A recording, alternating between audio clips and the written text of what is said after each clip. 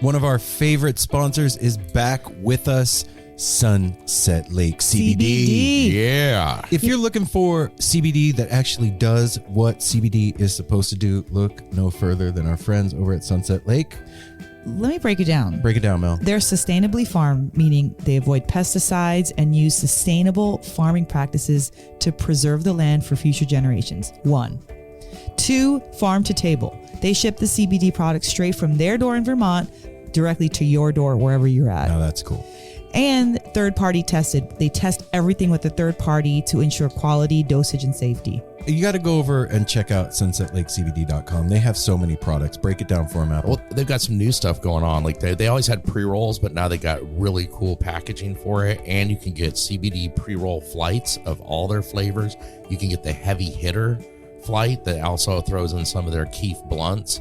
They have a new CBD recovery body lotion. I'm excited about that. Mm-hmm. And what was the other? The other one with arnica. The extra strength muscle rub, 3,000 milligram with 5% lidocaine. So look, Oh, yeah, if you're lidocaine. sore, this is the stuff you want to rub on your body to make those aches and pains go away.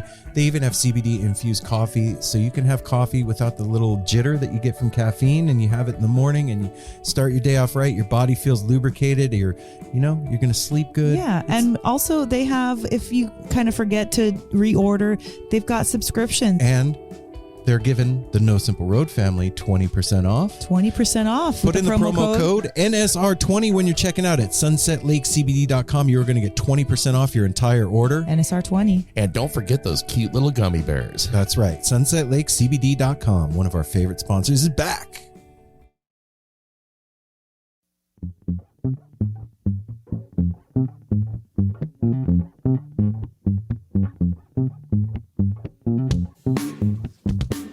Have you ever listened to Ervin Stellar?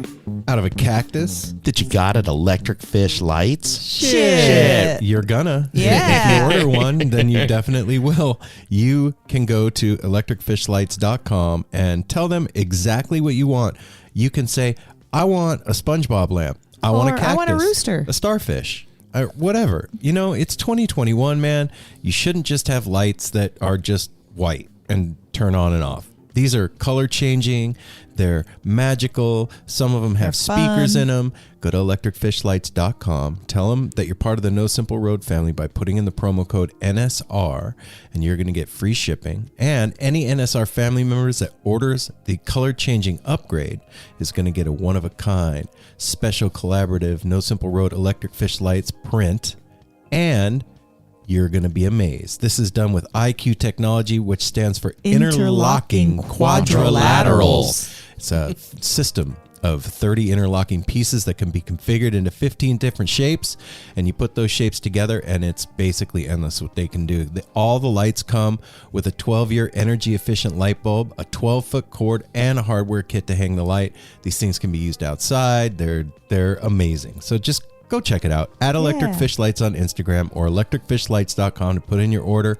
You are not going to be sad when you get illuminated. The possibilities are endless.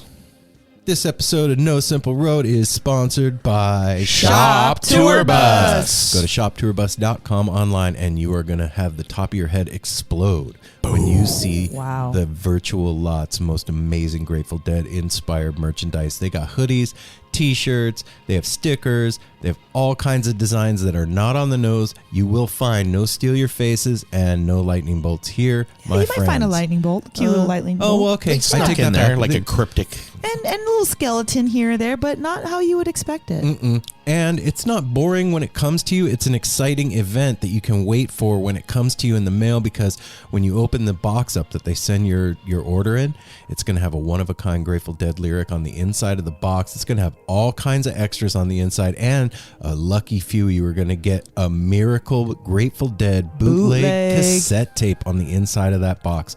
So go to shoptourbus.com. Put in the promo code No Simple Road when you check out. They're going to give you free shipping. Free shipping. We said it. We're going to say it again.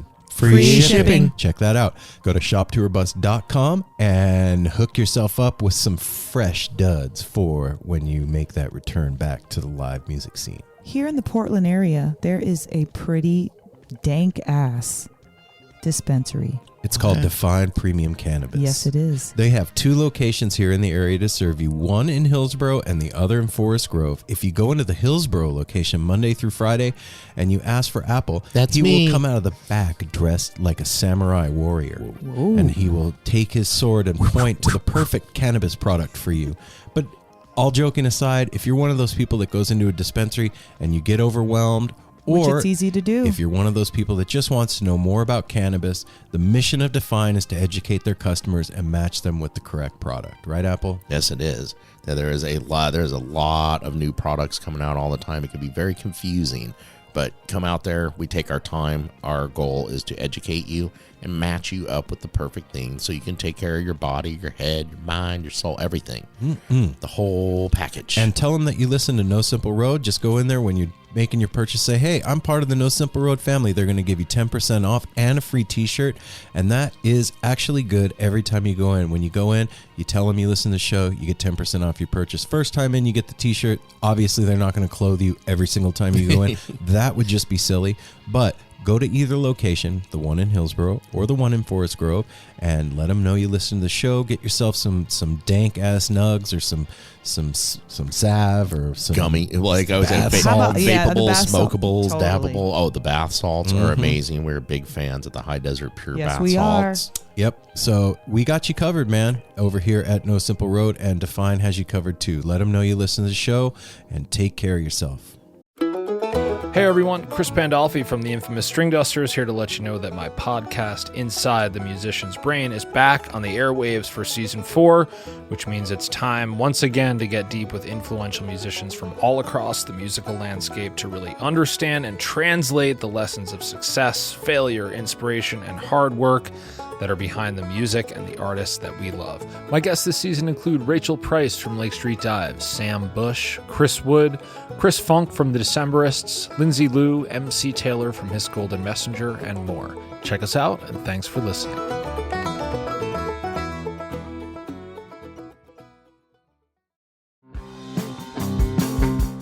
We're so excited to tell you a bit about today's sponsor, Music Masters Collective. They are a nonprofit organization that produces unique music events, providing opportunities for fans and artists to meet and collaborate in an inspired and creative atmosphere. Music Masters Collective events give you the opportunity to learn from world-class musicians like Otil Burbridge, Steve Earle, Richard Thompson, former members of the band, the Milk Carton Kids, Nikki Glaspie, the Fab Four, and Sean Colvin, and so many more. At an event like the Milk Carton Kids Sad Song Summer Camp happening this July, you can expect immersive classes, evenings of entertainment, excellent food, and a space for a lucky group of folks to learn, co-write, workshop, and perform with like-minded peers, all with the guidance of Kenneth Pattengale, Joey Ryan, and some of their favorite songwriters. This all-inclusive week in the Catskill Mountains of upstate New York is guaranteed to be magical. Scholarships are available and spots are extremely limited, so visit www.sadsongsummercamp.com/simple to learn more. That's www.sadsongsummercamp.com/simple. Check it out.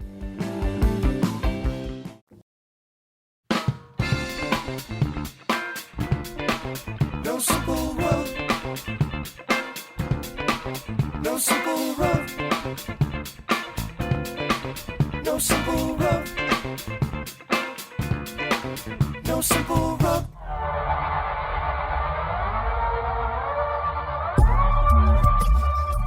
You thought you were ready, and then I hit record. And we're what ready. happens? Hey now, No Simple Road family. now. Welcome back to, Welcome another back. 201st episode. Woohoo! We made it past 200, everybody. That's pretty incredible. Mm-hmm. If you haven't listened to the 200th episode, you should probably do Go that. back and do that. It's pretty- And then come back to this one. Yeah, and be like, oh shit, now I'm going to go listen to Ervin Stellar.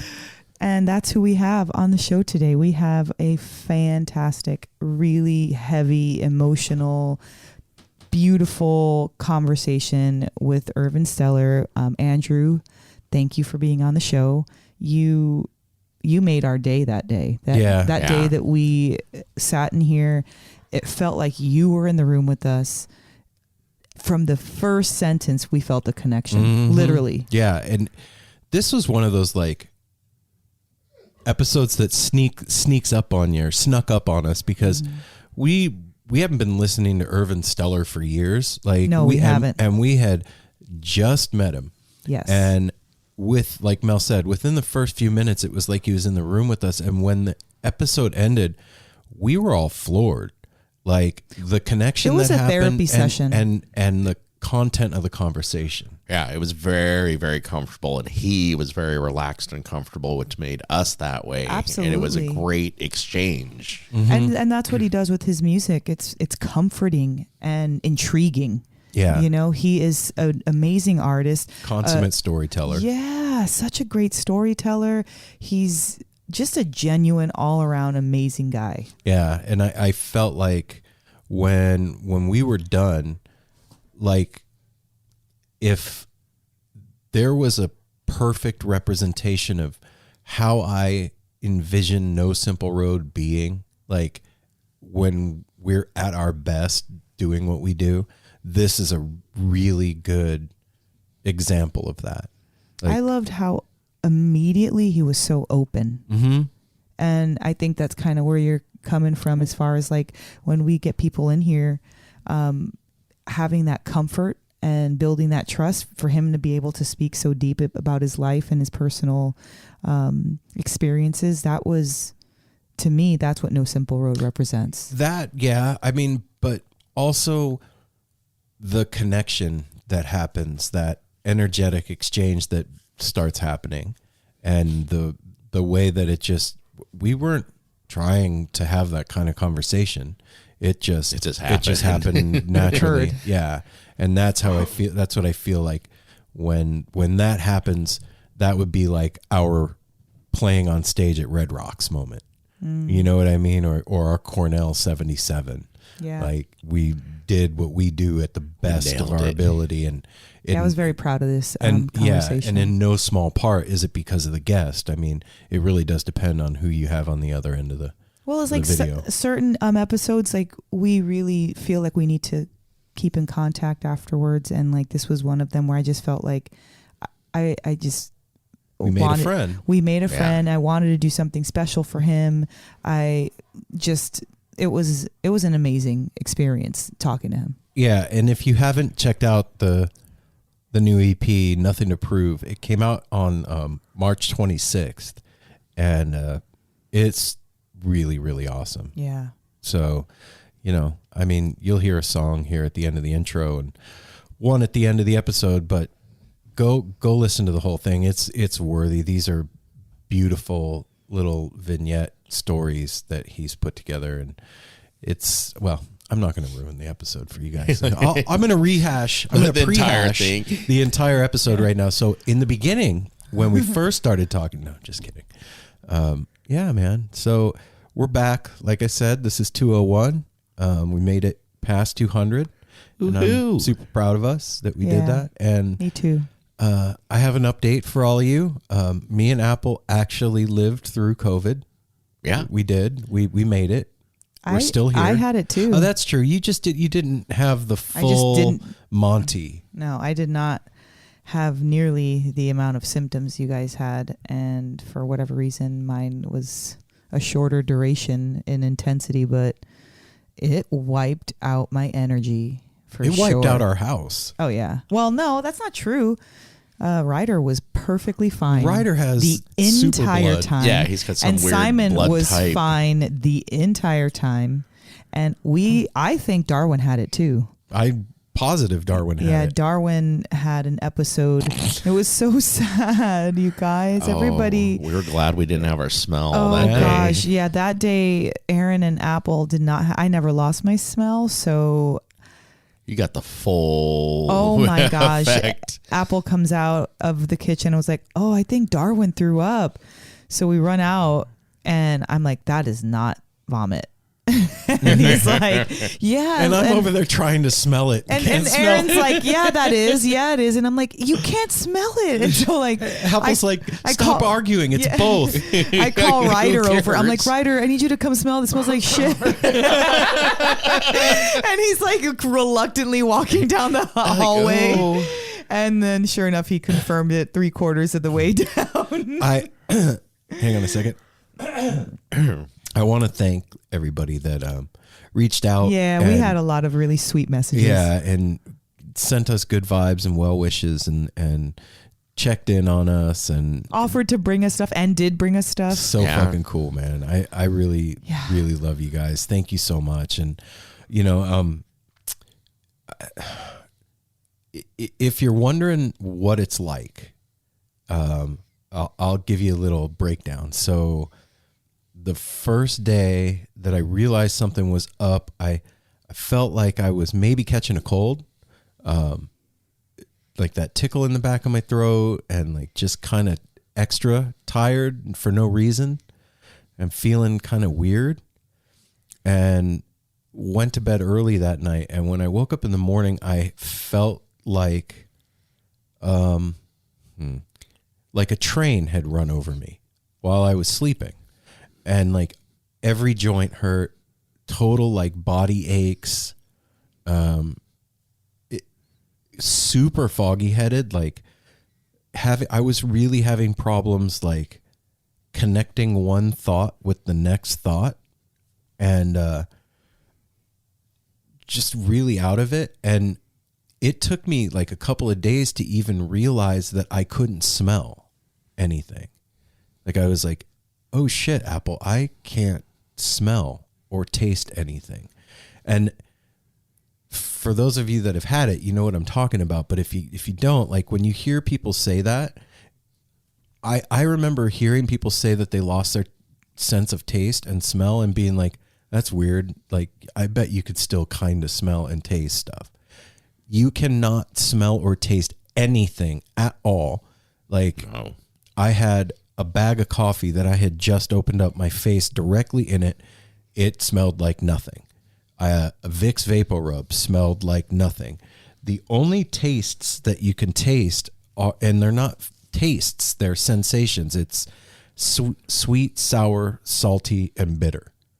Yeah. But there's no like nuance. You can just taste that it's sweet or sour or salty. Then it completely ruined cannabis for me. I couldn't smell like the dankest like GMO cookies, which it smells like garlic, mushroom, onion. Smelled like nothing. And then when I tried hitting the bowl, it just tasted like when you scraped your bowl in like junior high school, like resin bowl. Just tasted gross. It removed all the enjoyment there too. Yeah, it was a trip. And then,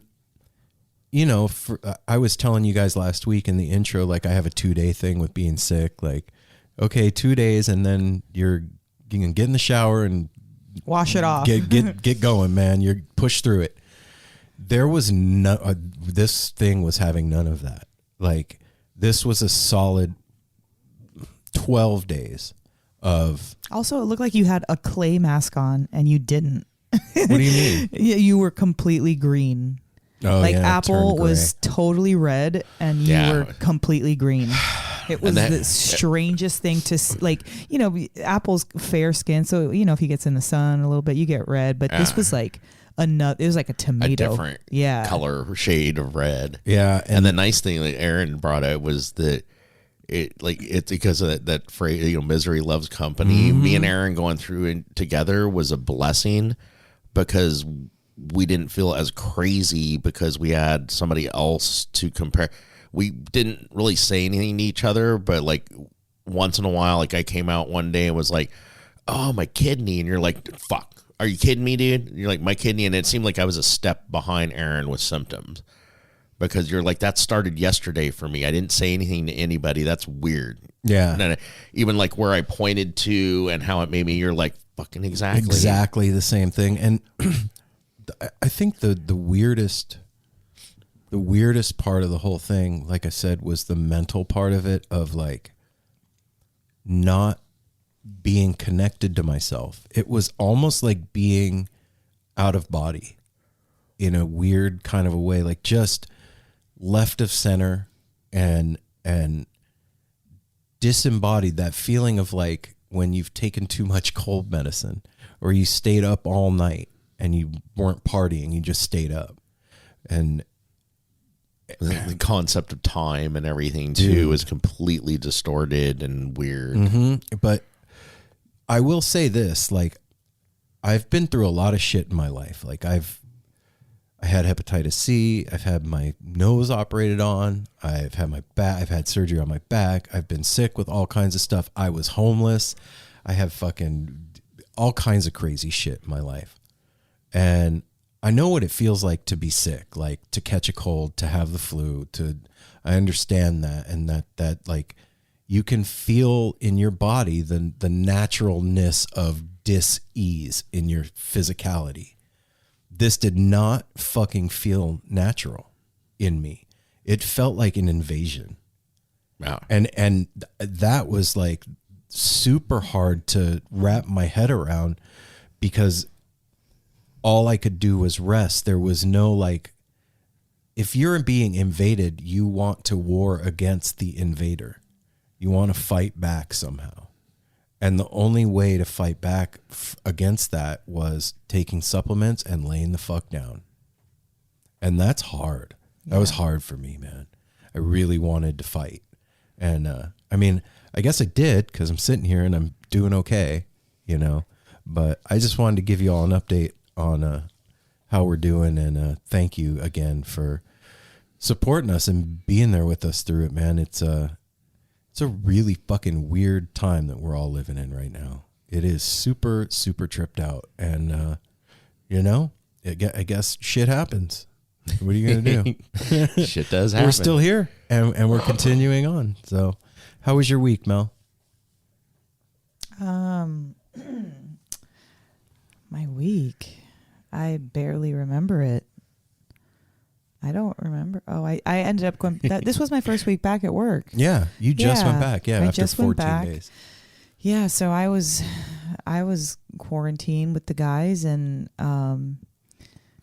I definitely had the feeling of feeling out of body myself. Like there was no way in any normal day that I can just lay down multiple times a day, 6-10 hours, and still could use more. Like that's how I knew that I was not right. And then I got the belly stuff. I was just, my stomach was gurgling. It was so upset. I was in and out of the bathroom. And so when you're shitting everything out, like you're weak as fuck. So I was like weak. And mind you, we're like juicing, growing our wheatgrass, eating well. Like it wasn't like we've been eating Dorito dust. Yeah, no, it wasn't like that. We were actually healthy from the outside, I guess, you know. And it just, that invasion that Aaron's talking about, that feeling, it definitely felt like something like took over for however long. And the mental like, you know, everybody's like, oh, you know, you have all this time off, but it's not, because it's like one long day. Yeah. You know, you wake up Well and then said. you wake up tired. And then so you feel like you need to go lay down. And then you go lay down and you wake up expecting to be rested, and you're not. It was like Groundhog's Day. It was. And so I was like, oh, I'm going to plant my wheatgrass. I'm going to do my candle making. I'm going to do all this stuff. Bullshit. I was like, I want to get the garage done. I'm sick, so I'm going to make myself a list. What the fuck? I had all these expectations about what I was going to do because I had the time off, and there was no time off. It was time in, time in the bed. You were definitely off. But it was like 3 days before I went back to work that I really started like on the upswing and on the mend, and feeling like myself, and my stomach was tamed, and like I wasn't needing as much rest. And it was like another thing that was really crazy was like the entire time that we were under quarantine and sick or whatever, the weather here in Portland was like overcast and kind of like It went with it. cold and like gray. And then the day that I started feeling better, the day that we all the guys still kind we of came out of it all together, basically. It was like sunshine. The and Fish announced tour. yeah, it was beautiful. And like, it was like a sunny day. Like, it was just really crazy and like so apropos, you know? But it was great to start to feel like myself again and just feel strong. I take it for, talk about taking things for granted. Like, we interviewed Elliot Peck yesterday. I can't wait for you all to listen to that episode when it comes out. But we were talking about, during just COVID period, taking things for granted that you normally do, like going on tour, going to a concert, going out to eat with your friends, going for a bike ride, Going and have a drink. anything. I don't think that it's in us like, oh, we're taking this for granted. But what's going on is that we just have this freedom that we don't realize. And when it's taken away from you, and it's not like somebody was like, no, you cannot do it. It's like you literally physically can't do things. Yeah. So taking things for granted, it made me realize that, like, we, no matter how small or big, we all take things for granted because health, some people are born sickly, and they have to struggle their whole life to stay healthy. Or some people, like, have diseases and have to like accommodate daily for those things. And so having this really gave me an appreciation for my body, for my mentality, because another thing that isn't talked about a lot during COVID is like the mental aspect that happens, as far as like, you just get like down on yourself and you're just down, like, I have to admit, I did get frustrated at the guys for a little bit because I was just like, enough with the fucking negativity. But it wasn't, they couldn't help it. Like, I understood that they couldn't help it. It was just hard to hear. So I got frustrated. And my fuse was shorter, like usually I have a lot more like compassion. Enough with the fucking negativity. You guys suck. I couldn't, I fucking couldn't, guys. Like, that was like really hard for me, especially like early on. Cause like, You were still feeling okay. Yeah, I was still kind of okay. And then when I started feeling sick, I got it. But, if somebody's like constantly talking about the symptoms and how bad it feels, like, that's an air of negativity. He's not saying you're being negative. Constantly putting it out there. It's, and you, but you do need to air it out because like you're feeling bad. And so, and we live with each other. And not to mention, like, we are however many teen months into being programmed with fear about the whole thing. Well, it is scary. Yeah, no, I'm not saying it's not, but I'm saying that it's been screamed at all of us through screens for the past however many months. And then you find out you got it. And it's like, oh, fuck. Right? And I even told you, like, there was a couple of days where I was like, is this when you say you need to go to the hospital? Yeah. Like, so. One thing that was also weird was like just feeling like not yourself. I can't underscore that enough. It's just like, I didn't feel like Melanie. I don't know who I felt like. I didn't feel like nothing. I felt like spaghetti. Blah. Like, just, bland, blah, like limpy. Shell. And like I said, I was just super grateful to get my senses. I never lost my sense of smell. I just mean my senses about me, like just my energy and my strength and my positivity and my all of that stuff. And I mean, anybody out there, this is what I was going to say earlier.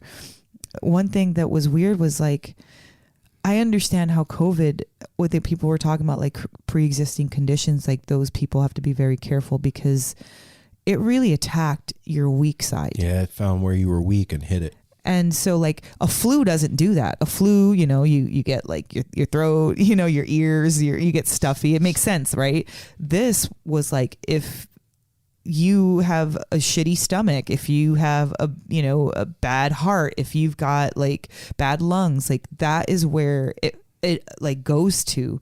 And that was kind of scary too, to be reminded of your weakness and how important it is for you to stay on top of taking care of yourself. Like not just because you're sick, but period, like on a regular basis.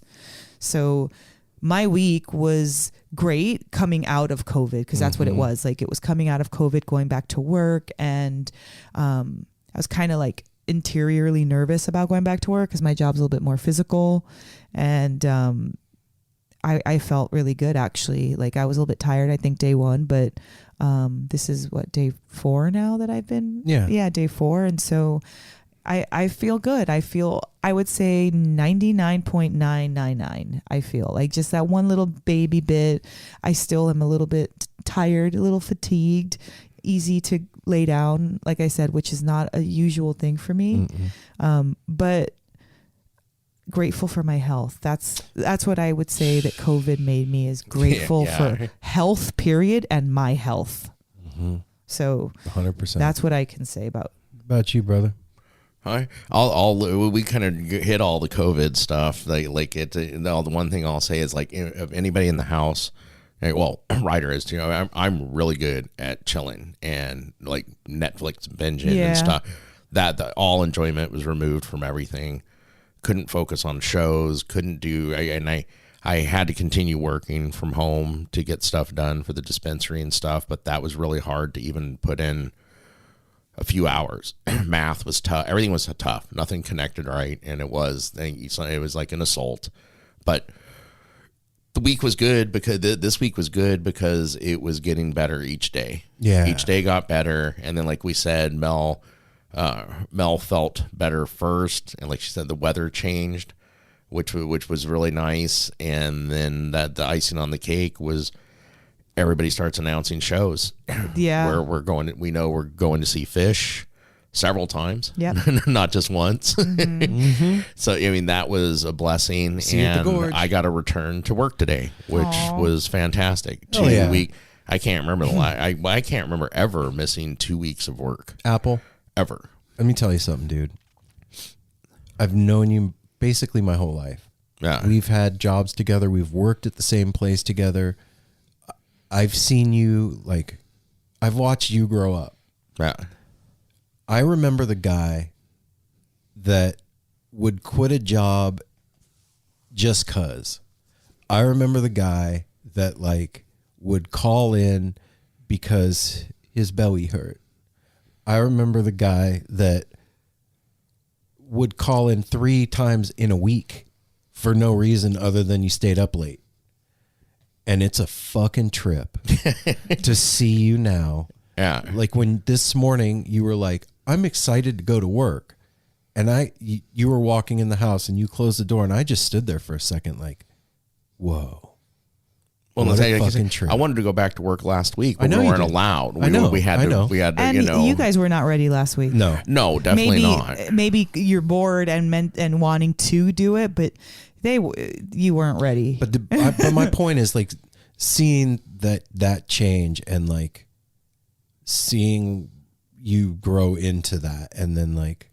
Well, and being responsible the whole time I was at home. And love your job. It was tough to get up some mornings and make calls and place orders, but I knew I had to do it and I wanted to do it. Yeah, that's fucking rad. It needed to be done. Congratulations. So yeah, man. Going back to work today, I got to agree. Everybody was so happy to see me back. I love everybody I work with. It was just.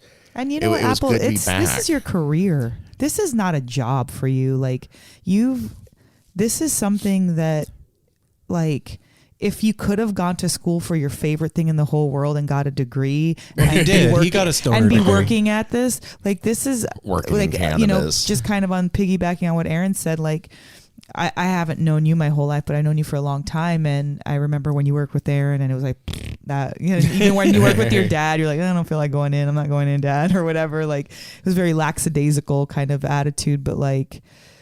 This is something that you were like born to do. You're meant to do this. I'm good at it. You're good at it. They love you. You love them. Like, and you're proficient and efficient, and you're such a good researcher with like bringing stuff home, like just everything about it. And so, but no, that's a big deal. Because, I know, like, but it's weed and it's so cool. It's so perfect. I remember when I worked with Apple, like. At first you're excited, you want to try anything, and then sometimes it becomes like it's a lot to have to try everything and like test everything out and smell. Like it's a lot, and It only is. somebody who loves to do that can really. Well, even loving to do embrace that, sometimes that becomes a burden too, because so many like if I try to get and say I bring homework home all the time, I have to try product.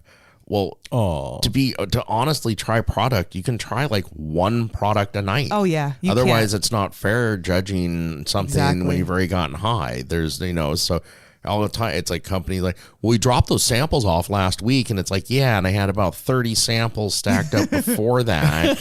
And I mean, we give them to the bud tenders. I get their input on things because I don't do everything. I'm not a big dabber, things like that. I like flower, but sometimes it gets to be a burden. It's like, Jesus, go quit with the free fucking weed. Which never thought I'd be saying that. Never thought I'd hear you Right? say that, bro. Anyway, that was. I'm back at work today. Mel brought out yesterday. We so enjoyed talking to Elliot Peck. We all love her, and it was amazing talking to her. Mm-hmm. I even told her it was kind of like, this is my birthday month. Did you see the email she sent? Kind of like a birthday present. She said happy birthday to you. In her Yeah. email. Oh. Yeah, I wanted to ask her to sing me happy birthday. I was like, oh no. At the end when I was like, I want to ask you something, and it was about her solo. But anyway, you guys are gonna hear that one pretty soon. That was a great end to the 2 Like a weeks of not stamp on feeling that. good. Yeah. She's such a sweetheart. It was this lifted my spirits. I think all of us. And then also got to mention, because you posted the pictures on Saturday. That's what I was going to mention too. I'm glad you're Saturday bringing it up. we got out of the house on Saturday. We got up Saturday morning. It was tough to do, but it was very needed. We got out of the house and we're respectful of coast. distancing and things. We went and met up with a couple friends, with Jenny and Brady, and we went to the coast. We walked down, put our feet in the ocean and stuff. I flew a kite. We had a really nice day of getting out, and that helped rejuvenate to get back into normality. And shout out to Jake, Joel. If you're listening to this episode, you saw us with Jenny walking approached us and What's up, had brother? just finished listening to a show and recognized the No Simple Road family. And it was just a really cool thing to have that experience. To see a listener. And I'm I'm down glad at you the brought coast. that up, because Joel, I hope when you hear this too, I felt kind of bad, me and Jenny and Mel all because we were like rushing to go to get to Aaron and meet Brady. because they're holding a table and like the whole party had to be there. We ran into you guys. I would love to have talked to you more. So if you hear this, reach out, man. We He love did. you. He reached out. Yeah, Okay, he did. appreciate you. Thank you for doing that. Yeah, man. And your strap is dope. Yes. yeah. Yes, Jenny it told me is. about which one, and then when I looked at it again later that evening, I was like, "Oh shit!" Yeah, that you guys, one. if you want to go to Beadwork by Jenny at Beadwork by Jenny on Instagram, and look for the strap that has the orcas on it. Yeah, That's the one she made for Joel. It's amazing. Yeah. It's sick. So yeah, that was a really good cap to. It was just like not back to normal, but semi back to normal. You know what I mean? Like it was just like the end of something, and being with friends, and especially the ocean. Like there's just something it's rejuvenating and lovely about the ocean. Going down to the ocean at the end of that, like I was telling you, it was like an invasion. There's something about the Pacific Ocean for me personally that's different than the Atlantic or the Gulf. I've been to all of them, but the Pacific Ocean has a particular kind of energy to me. And like, it's always been a spot for beginnings and endings in my life. Well, and it is by nature too. Yeah. And like going down there and like letting my feet touch the earth with no socks on, like being in contact with the energy of the planet, and like Grounding, baby. putting my feet in the ocean, in the water, and getting the salt water on me, and like feeling it pulling everything off that had just gone down. It was like this cool cleansing moment, and the wind and like all of it happening. It was just like, it pulled everything out, and I was just standing there like in awe of the power of that thing. It's this gigantic force that just is so, it's so mysterious and wild and vicious and beautiful and accepting. You know, me and Jenny had a really good talk, just standing, looking at the ocean, just kind of talking about life and what's going on. And like, I was just like looking at the ocean. I was like, look, Jenny, like the ocean doesn't care who we are. It doesn't care if you're an asshole. It doesn't say, no, don't come over here. Nope.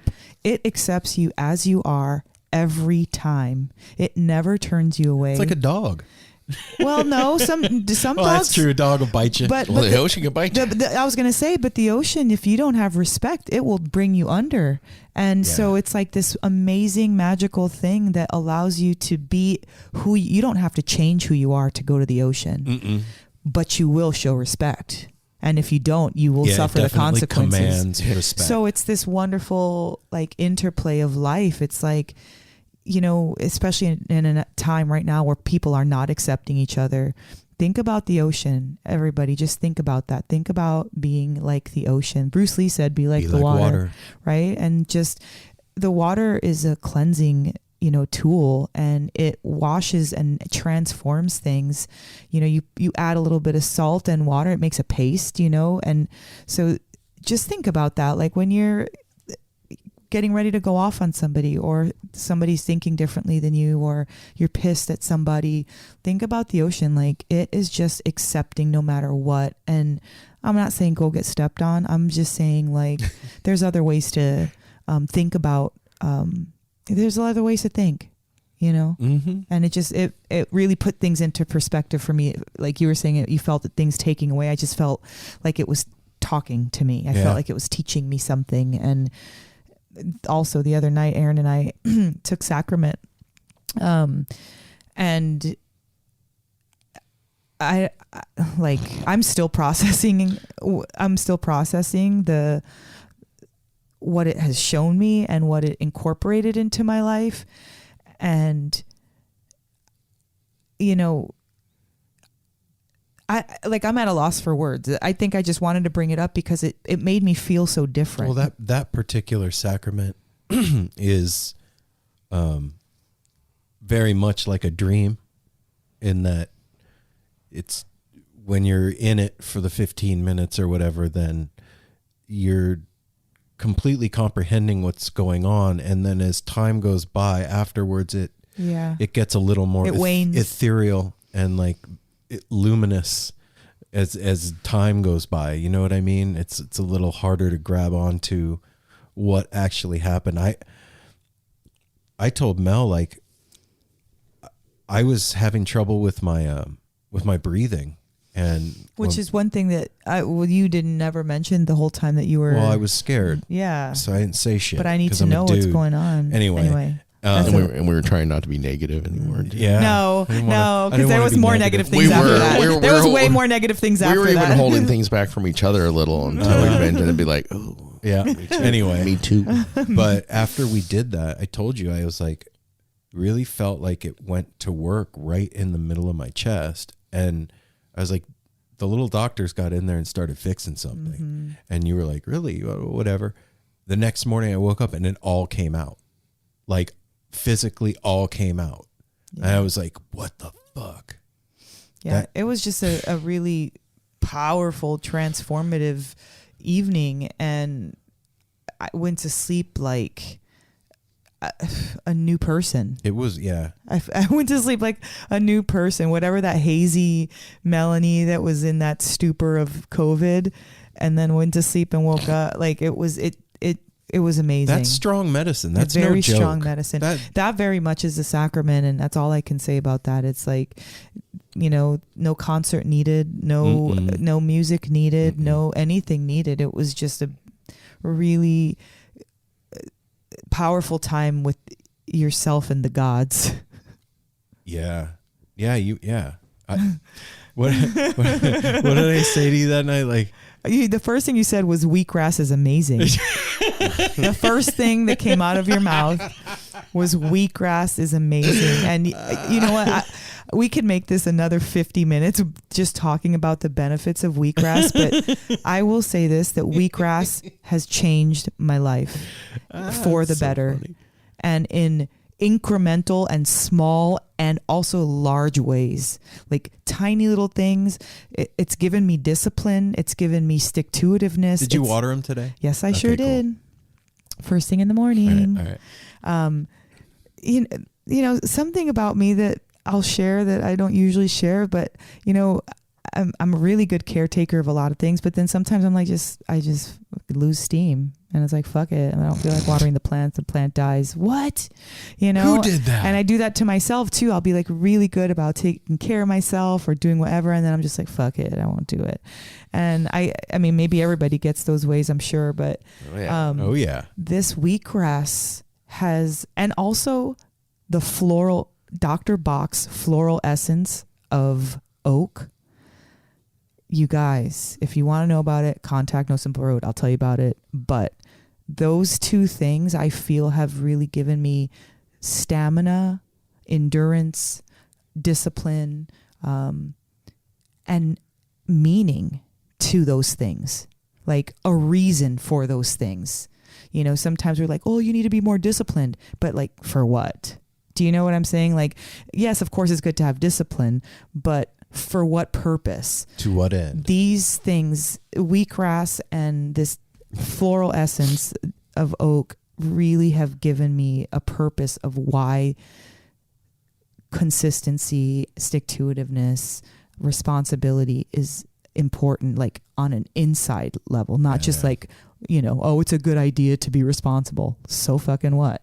It's a good idea to wake up early. So what? Like, there's a lot of reasons, with a lot of good ideas, but why? And wheatgrass is my boo. That's fucking hilarious and rad. Like, there's a million things that could come into your journey when you're taking a sacrament like that. And the whole like last 5 minutes of my trip was all about grass and how powerful it is and what we're doing. Well, it was a metaphor for our relationship. Oh no, totally. Yeah. It turned into this whole thing. And like, I could see like the geometric matrix of the universe growing in each blade, and like just this amazing story unfolding.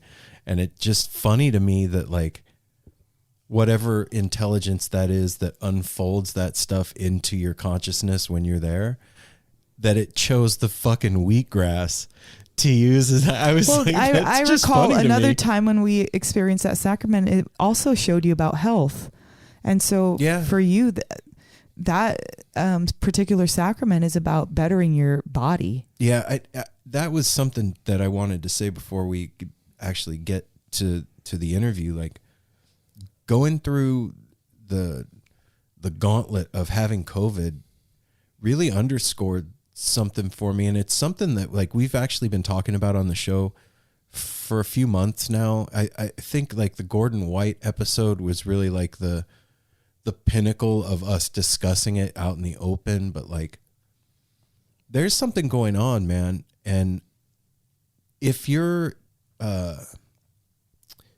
empathic at all or intuitive and like pay attention to your intuition and the vibe and flow of consciousness and what's going on in the world and our country and wherever, there's a divide that's going on. And it's really fucking important right now for all of us to be taking care of ourselves, because nobody's going to take care of you. Okay. Mom and dad are gone. They're not coming home. That's it. It's you. And so look, you don't have to listen to me. Like, who the hell am I? What do I know? But I'm just telling you, like, we need to take care of ourselves, man. We need to be here for our family. We need to be here for our friends. We need to be here for each other and ourselves. And like, if we're treating ourselves like shit and like, or not treating ourselves at all, and like putting garbage in and I'm not just talking about food, but putting garbage in, we're susceptible to all kinds of disease and trauma and maladies, pain and discomfort. And there's a fucking arising happening in energy on this planet right now. And there's something going on, man. And I don't know about you guys, but like, I want to be okay with what's happening. I want to be able to experience the goodness of it. And we just need to be taking care of ourselves and paying attention to what goes in our eyes and our ears, our mouths and our heads. and our space. And connecting back with that field of living energy that's out there, and like breathing the air and feeling the sunshine and the rain and the ocean and the moss and the trees and all of it. It's really fucking important right now, you guys. And I know that there's some of you out there that are like, wow, I've been feeling that too. And it's not just you. Mm-mm. It's really, really not just you. And yeah, so. And if anybody's wondering, even through the whole COVID debacle, I still got up every morning and did my sadhana. She fucking did, too, man. As fucking That would have been exhausted my as first I excuse was. to be like, nope. Every day that alarm went off at 3:30, I hated it. I wanted to throw that phone so far into the wilderness. But I woke up and I did it, and I attribute it, like I said, to those two things that I said earlier, the wheatgrass and of course my own inner motivation, which stems from from what I said. So well done. Congratulations. Thank you. Mel. I'm not That done yet, was guys. I've long. got another week to go, but so far, Well done. thanks. All right, you guys. Well, that's our hippie platform for the week.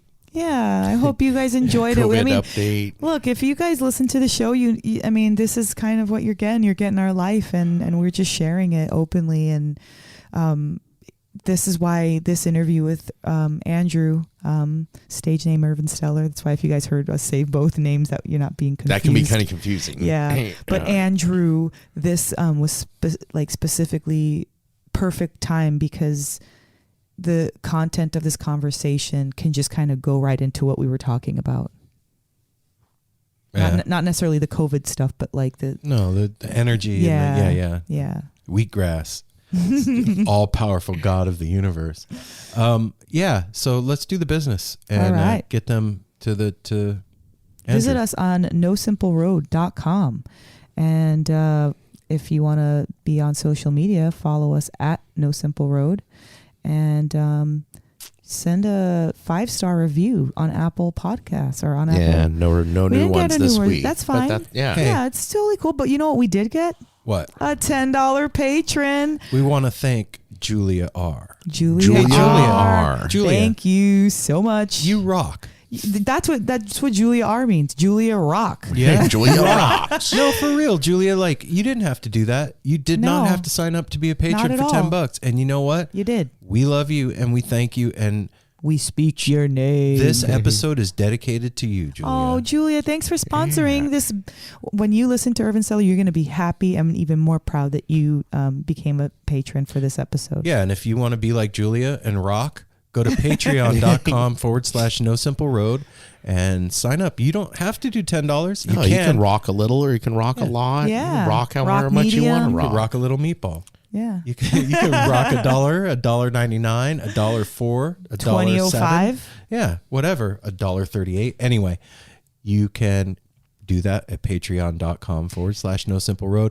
And call like the Tepid line. at 971-808-1524.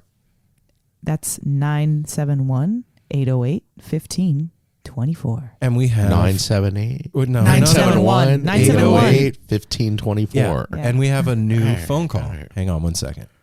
Guys, in addition to doing the write-in on the episode, I thought I would call and say congratulations, 200 shows. What? I mean, just amazing. Since I've started listening to the show, the growth and the change of everything from Darwin slurping up his water on the porch to snoring on the floor in the studio. The voice of each of you has grown and changed, and it's just such an amazing journey with you all, each of you. And before we connected, it's not as though Brady and I felt like we had a hole in our lives by any means. We have a great community, but since we have connected, I just can't imagine life without each of you, every single one of you. There isn't a day that doesn't go by that I think of one, if not all of you in the No Simple Road family. And it's a blessing. It's inspiring. It fills my heart. I get to feel good for at least 2 hours. I mean, I feel good all the time. You guys know me. I'm a happy gal. But it's like 2 hours of connecting and checking in with my family.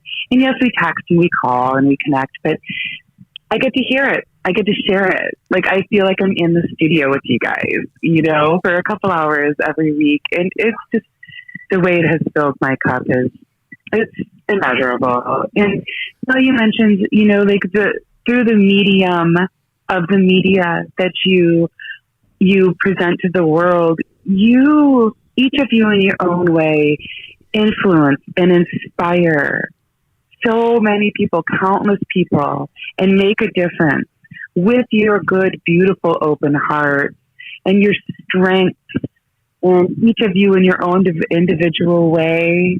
I love that I can relate to each of you uniquely, individually, and as a whole. I mean, truly, it's some serious cousin love. Like, there's nothing like it. You pick up where you left off. Don't skip a beat, whether we're thinking of each other or connecting on the phone or coming up to Portland for a hug. It's family, and it's true, and it's real. And I love you guys. I am just so proud of everything that you're doing with being part of an Osiris original and part of Saint Disruption and everything that you do. I love you guys. I'm so proud of you. 200 shows. Holy shit. Cheers. I love you. Wow. Yeah, Jenny. Jenny, thank you so Thanks, much Jen. for that. Wow. Everything that you specifically said, we appreciate that so much. Your enthusiasm is Yeah. contagious, Yeah. Jenny. And you are a happy gal. And you made me blush too. We got one more. No Simple Road family. Aw. John and Amy, we're driving around slower Delaware. LSD. It's 420 or 419, so we had a minute to ponder something. What if there was an app or a web page or some way to connect where you could just drive across the country and it was like hippies across America, cool places to stay with cool people or something like that? So I just figured the No Simple Road tepid line would have to have this information and we could spread it out into the ether because hippies across America just sound fun. So, all right, guys, That have a does good sound Sunday. fun. We love you. We'll see you in August at the Gorge, if not sooner. Peace. Oh, Heck shit. yeah. Whoa. Johnny B. John B. and Amy. As I said, we gotta get a little whoop whoop back to Amy I there. know. I love that little addition. Whoop whoop. That's a fucking great idea. It's an amazing idea. Like, you call it couch tour? oh, Oh, shit. boom. All right. Couch 10% tour. I get for whoever develops that shit, man. I got it. It's recorded. So don't That's don't right. test me. Don't come at me, bro. I love that. I love the family calling in, leaving our voice messages. So you be the next one next week. Come on, send one in. 971-808-1524. Operators are standing by. And like we said, you can do anything. You can share anything, a story, a joke, a recipe, whatever. Yeah. Tell us Share. about the It's time to share. that you had to birth a calf that was breech, and you had to put your arm all the way up the calf with that long, weird plastic glove. Oh, okay. I'm glad you clarified. Because like if a person birthed the calf, it's like you better be No, careful that, what you're doing. that's a out there. different. That's a completely different phone call, dude. No, not that. It'd Anyway, be interesting. yes, it would. We love you guys, and we Yeah, we appreciate do love you. you and, guys. We really and do. Thank you for listening to us every week and for being here with us and For caring. for caring and calling and sending $10 patrons and Oh, Julia. fucking amaze me every time and just all of it. We love you guys, and we're gonna get you to the interview. So yeah, Andrew, thanks for being on the show. Yeah, we man. love you. I can't wait to hear from you after you go get your treatment. So, without further ado, the No Simple Road crew gives you Ervin Stellar.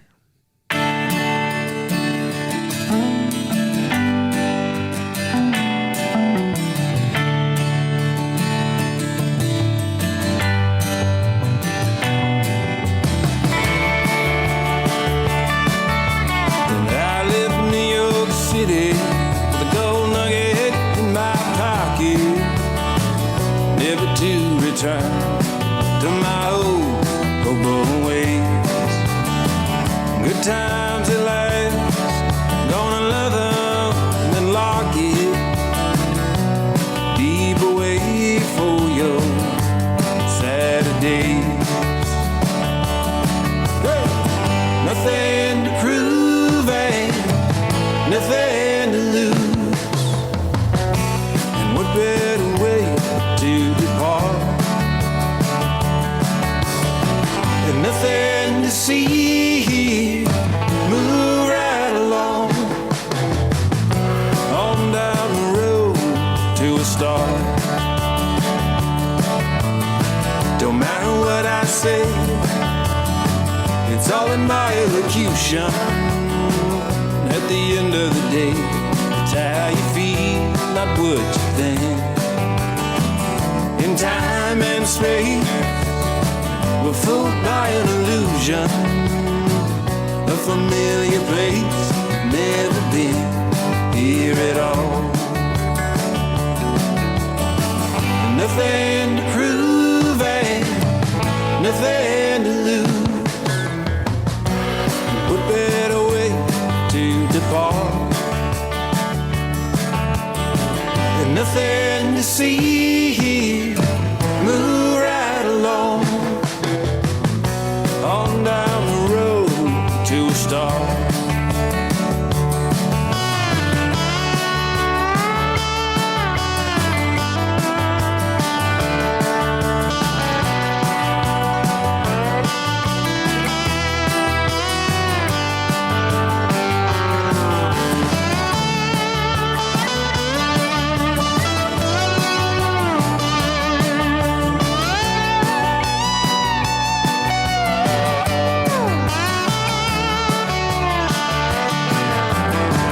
Nothing to prove and nothing to lose. What better way to depart? And nothing to see. Move right along on down the road to a start. On down the road to a start.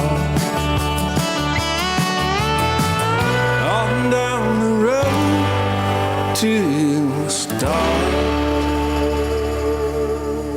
So, well, welcome to the show, Andrew. I am Apple, one of the hosts.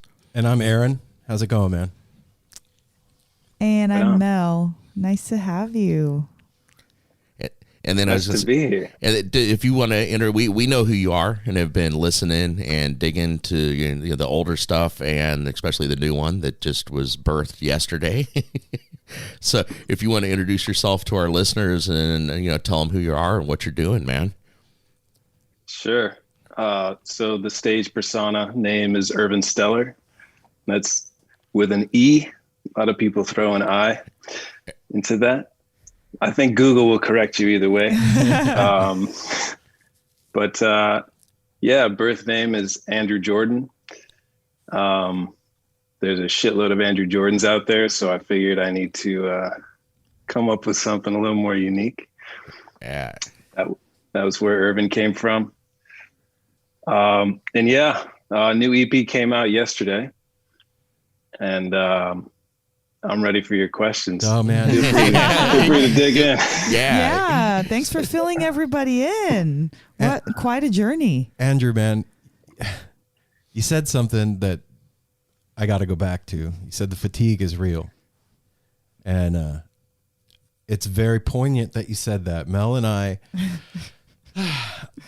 we were driving last night to a friend's house, and it was like an hour drive to these people's house, and I just unloaded on her like the whole drive for the hour. I don't think I took a breath the whole way there, and I realized, man, that like exactly what you said. I'm exhausted from like trying to keep it positive and like pretending like it doesn't bother me, but it does, and like all that. How are you doing, man? Are you hanging in there? Yeah. So hitting that year mark this month, pretty much. Mm-hmm. Yeah. I'm in East Nashville, and the tornado that rolled through Nashville on March 3rd, something like that, pretty much visited my neighborhood directly. Oh no. Totaled my car. I was hiding in my closet as it rolled through. I could feel the pressure drop in my ears from whatever the wind factor vortex thing is. And neighbor across the street has no second floor anymore. Like, Oh my pretty God. substantial shit. And then, a couple weeks later, we're locked down with COVID. Oh So- shit. I think when COVID hit, the edge had sort of been taken off, I think, by the tornado trauma. But yeah, so now I'm going to unload on you all. Good. Yeah. That's what Good. we're here for, man. I don't know why I feel like I need to hear this, but I feel like I need to hear it. Well, there's more. Let's hear it. But in terms of the fatigue and it all hitting me, and you saying the need to push through and not let it show that it's bothering, I have a tendency to do that. Mm-hmm. And I think I made it probably till September, October before, the change of the season hit, temperature started getting cooler. I think all of those environmental factors, heading into the holidays, knowing the holidays are kind of going to suck. All of that, then it really started hitting me. And I know people that it hit them right away up front. So that's kind of an interesting parallel on how we deal with things like that. Yeah. Some of us will Process. put that strong face on. Yeah. It can only last so long until you're like, all right, the jig up. I'm really not going to Yeah. fight this anymore. Yeah. This is what we're in. The magic of the whole thing, I think, is that for seemingly the first time in modern history, all of humanity is hit by something. Yeah. And yes, there are arguments to be made that, we're not all feeling it the same. Obviously, different social classes are impacted differently. And so, there are differences there, but just that collective consciousness of what we all have, Mm-hmm. going on, that being shared is pretty wild. And I think it's made me more introspective, even more so. Obviously, I felt like I was that way Already. To since I begin was with, young. Yeah. Right. No problem psychoanalyzing myself. Here, Me- here. me either, brother. You're in good company. Right.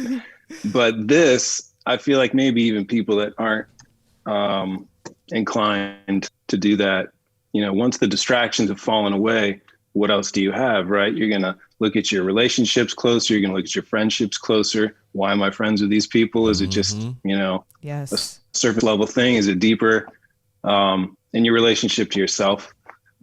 So all of that. The thing that stands out in my head from our conversation last night is like, at one point I was like, I just feel like enough is enough. And the world doesn't fucking care if enough is enough for Aaron. You know what I mean? Like I was using the analogy of traffic. I was like, if I don't want to be in traffic, everybody else in traffic could give two shits. They got somewhere to go. You know what I mean? And like that pressure, it's gotten for me to the point where it's like, all right, man, like something needs to give in me or outside, one or the other at this point. And I found like through having that conversation last night, when I woke up this morning, I was like, I felt lighter. I was like, okay, there's some of that like steam that was built up in my head is outside of me now. And I can only imagine that like playing music would be a huge pressure release valve, right? Yes and no. Okay. How so? Yes and no. Right. Well, I'm glad you asked.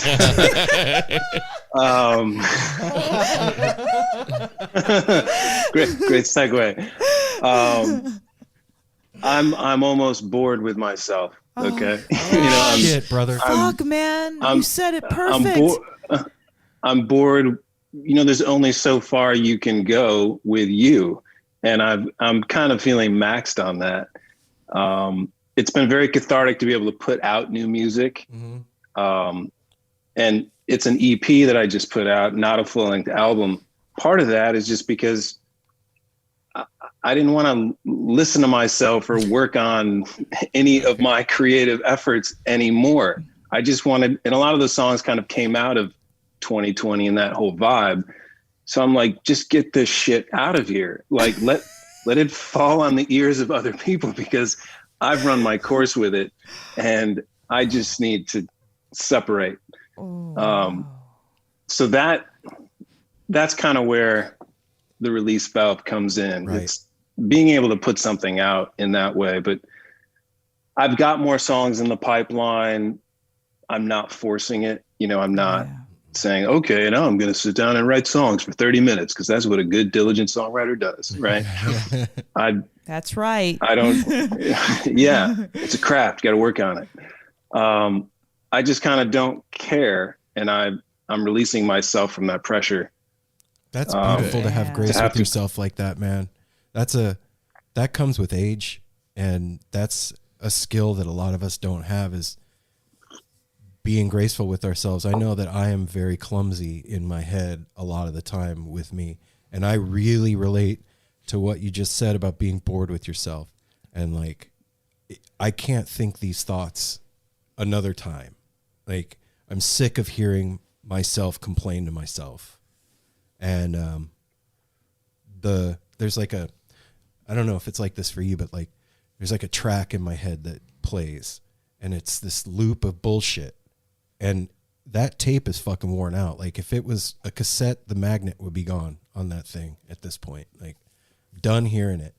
But then we're left with everything else. And that's when the corners start getting swept. And like, you're having to look at that shit that you didn't want to see, and like deal with stuff that you were distracted from. And I think that's the part of the trip that we're all in. Because with this, to me, this thing that's going on is a huge, like, akin to a year-plus long psychedelic journey. Like, and at one, not a good one. And not a good one, yeah. And at one point, it was like, I just wanted to stop. And no, you're high, and you're going to stay that way for as ever long as this thing is going to last. And now at this point, it's like, okay, man, like, can I go to bed and wake up sober? Like, what's going on? So I don't know. I think that the collective that you're talking about, that collective consciousness, that's something that's really been underpinned through all of this. I feel like I'm the only one going through it. And then whenever we have one of these conversations with somebody like you, I find out that they're going through the same shit. And you want to know what? It makes both whoever we talk to and us feel better afterwards. Oh, yeah. We confirm it. Well, like, they'll text later on. We'll text later on. There's something about the pressure release valve of conversation and just spilling the fucking beans. And even if you think it's important, don't think it's important, it doesn't matter the content. It's the act of getting it off your own chest, kind of like what you were saying about the EP. It's like, get it out of here. I birthed this thing. It's been past 9 fucking months. I'm tired. Go into the world. And let it go live its own life now. And like Aaron said, also, like, with the being bored with yourself, like, we're being forced to even go beyond being bored with ourselves. That's kind of what I feel is happening. Like, okay, and what else?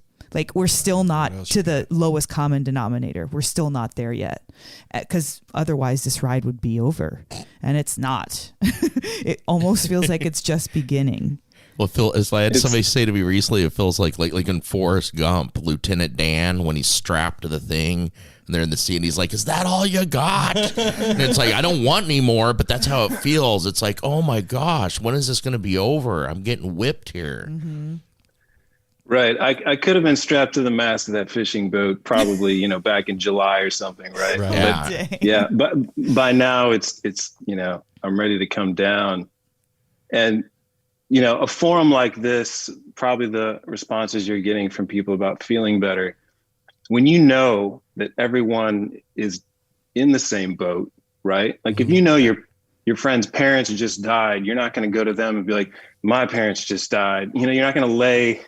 Right. You're not going to lay that weight on everybody, because everyone knows everyone's in it. So we don't necessarily talk about it. Yes. A forum like this, where it feels okay to talk about it, that's why it feels good.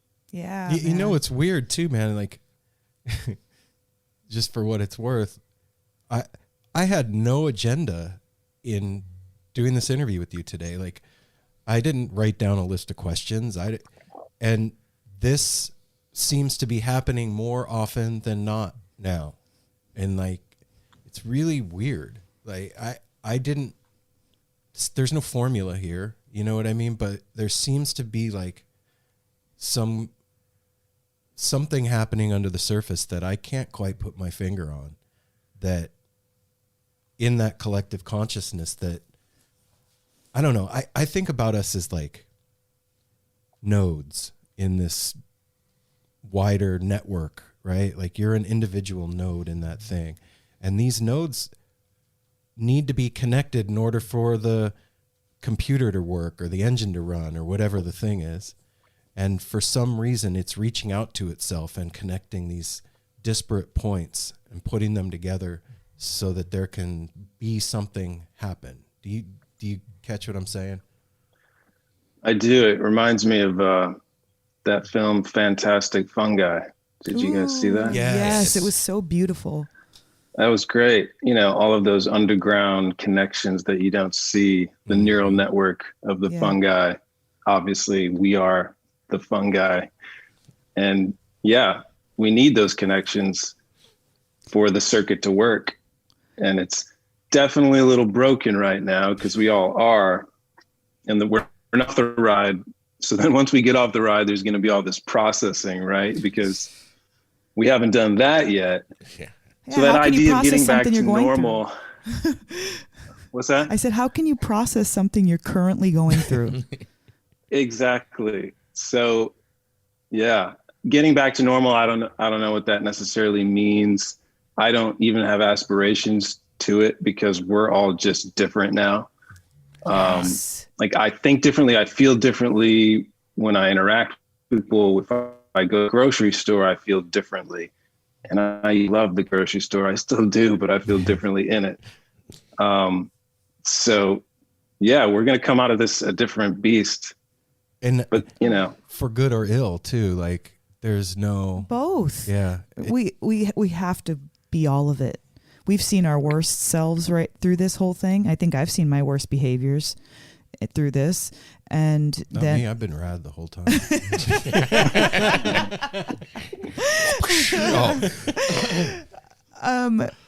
So what I really wanted to say before I said any of that was thank you for your version of Who'll Stop the Rain.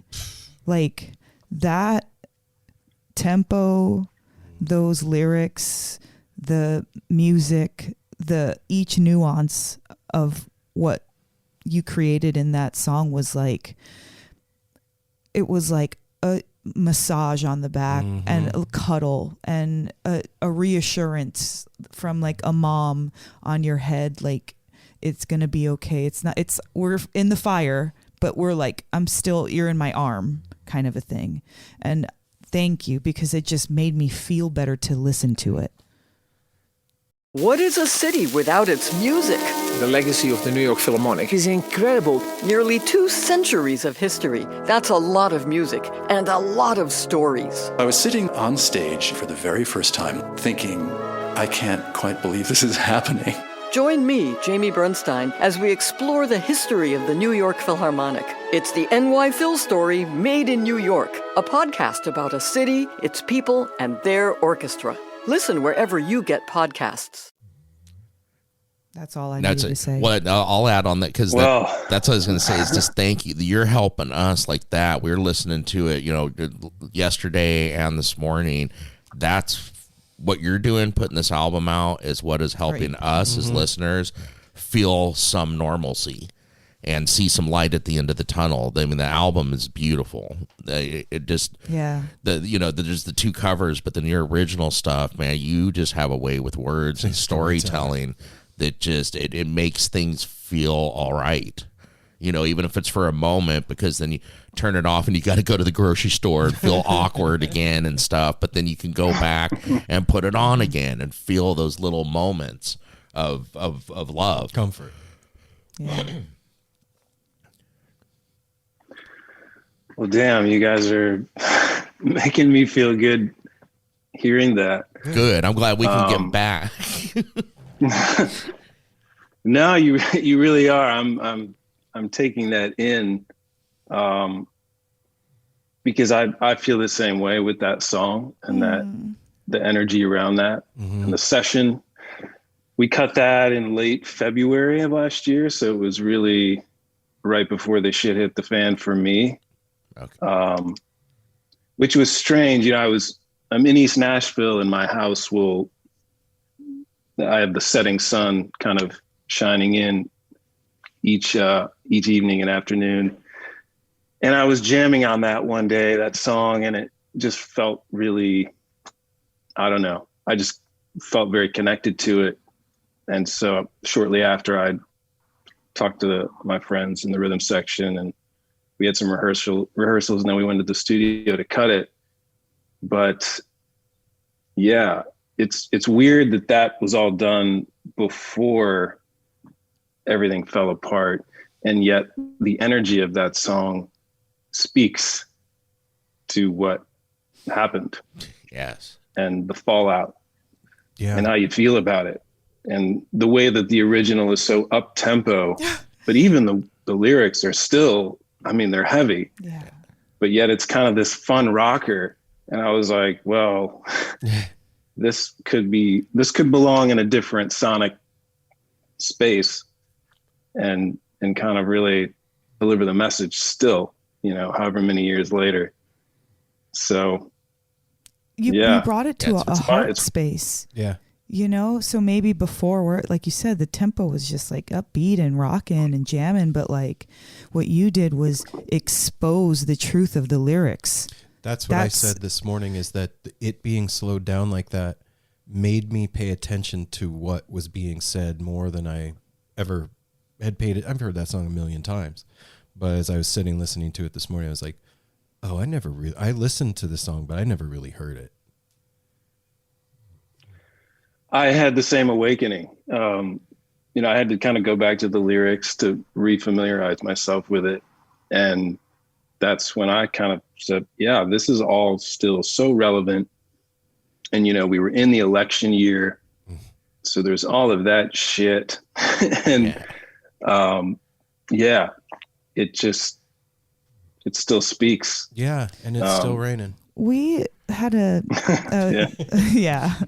we had a talk with Donna from the Grateful Dead a couple weeks ago, and she was re-releasing a song that she had written, I can't remember, 2007. In 2007, when there was also stuff going on. And that song, when we listened to it, when we got it sent to us and we sat down and listened to it, it was exactly like if she was talking to us right now. And this is a song, again, from 2007 that she released and felt so strongly that it was important for it to come out, to be remastered. And it is so powerful. And one of the things that I asked her was like, do you realize, like, that song was for now, but it was created for back then. Like, it's almost like a prophetic thing. It's almost like something of a telling thing. And just talking right now to you, that like you remember recording that version, it was like something happened, like you caught a moment or something in time that like put a mark in that so that you remembered it. Like, you didn't remember the whole day, but you remembered that moment. Like, that is what's in that song. When you release it, you know, that EP, and you master it and whatever, like that moment you caught in that song, kind of like Donna caught that moment with those lyrics to bring it right back out. And I just want to, you know, underscore the mystery and the prophetic nature of listening to your intuition by creation. I just want to underscore that here, because I really, after talking to multiple artists and different types of artists, it keeps happening. Mm-hmm. This is not, this is you and Donna's just two examples, but if you listen to the past maybe 7 episodes of No Simple Road, all of our guests have had some type of experience with prophetic, this weird thing going on like that. And it's like at some point now, I'm having a bird's eye view of like all of these stories. They're not that uncommon. They're just need a little bit more exposure. And the message always comes back to love. Yes. Love is the thing. I mean, you did it in your song, you know, that's how it's just amazing. It's like, man, we need love more than ever right now. It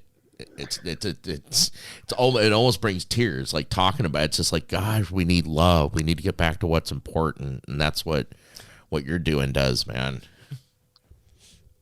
Self-love too. Yeah. Right. Yes. Not just what you're throwing out to the world, but yourself. I'm sure everyone's just beating themselves up. Oh, they should have done this in this time period, or they should be this, or in this life, you know, their moment in life, they should be over here instead of over there. And there's that need to, you know, break through something. Mm-hmm. You said something earlier that I want to go back to, like, you mentioned feeling different in the grocery store, and that means a lot to me. That's a kind of a offhand comment, but I get what you mean by that.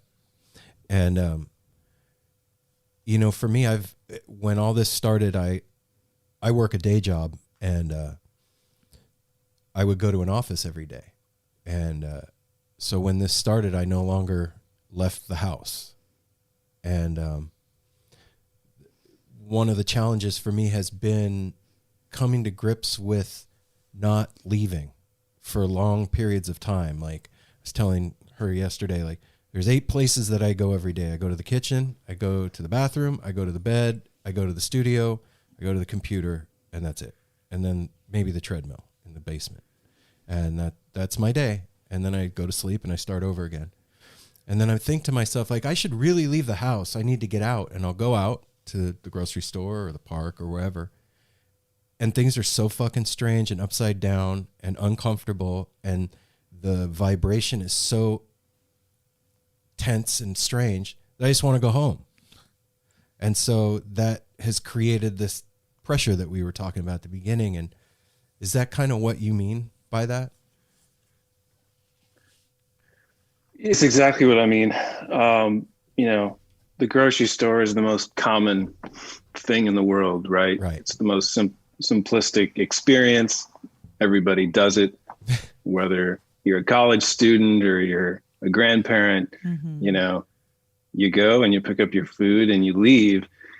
And so to have this creep into that, you know, where you're masked up and you're grabbing some surgical gloves to pick out your fruit, right? Well, how do I feel this avocado out with this latex prophylactic? So yeah, it's that simple disruption to something that you're so used to and, you know, is normally so comfortable, and then just magnify that across everything. Yeah, man. But it is important to keep getting out, right? Even though it becomes like I'll do walks around the neighborhood just to get out of the house, right? Mm-hmm. Just to be out.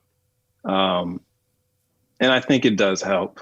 But It does. That going to a friend's house last night was medicine for me, and having that conversation, like, I didn't realize how bad I needed that stuff. And not seeing the same sights and feeling the same space is super important. And I think a really big part of this too is, at least for me, man, like, I feel silly complaining.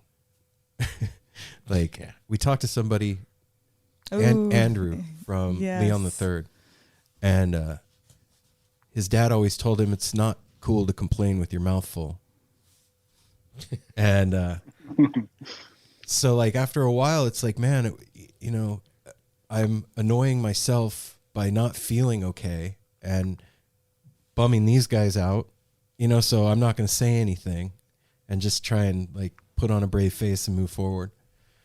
And I'm realizing the longer that this goes on how detrimental that is. And then also keep it in. Yeah. And then also, when I do finally say something, I find out there's people like you out there.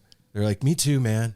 You know what I mean? And then it's like, oh, if we talk about it, we'll make it through it. I don't know. I'm stubborn like that. Have you find yourself being stubborn with yourself like that too? I do at times, and it comes in waves. Mm-hmm. I think it's very easy to look at other people, floating in the world, in Instagram, wherever, and say, oh, they must be completely immune to all of this. They don't look like it's affecting them at all. That's just got to be pure bullshit, right? Right. That's the whole projection of social media and what you want, to project and what you want people to see. But that's a mirage. I mean, There's no way that this is not affecting everyone, but it's a very hard thing, like keeping your head, right?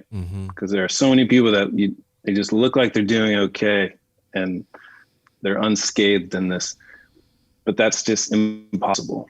Yeah, it is. If you're an older person, you're probably worrying about dying. If you're a younger person in college, your whole experience is disrupted. You're going to virtual classes, you're losing that experience. If you're even younger, think about being like a 8-year-old kid during all of this and what that's like. Your parents explaining this shit to you. So no one is unscathed. Gnarly.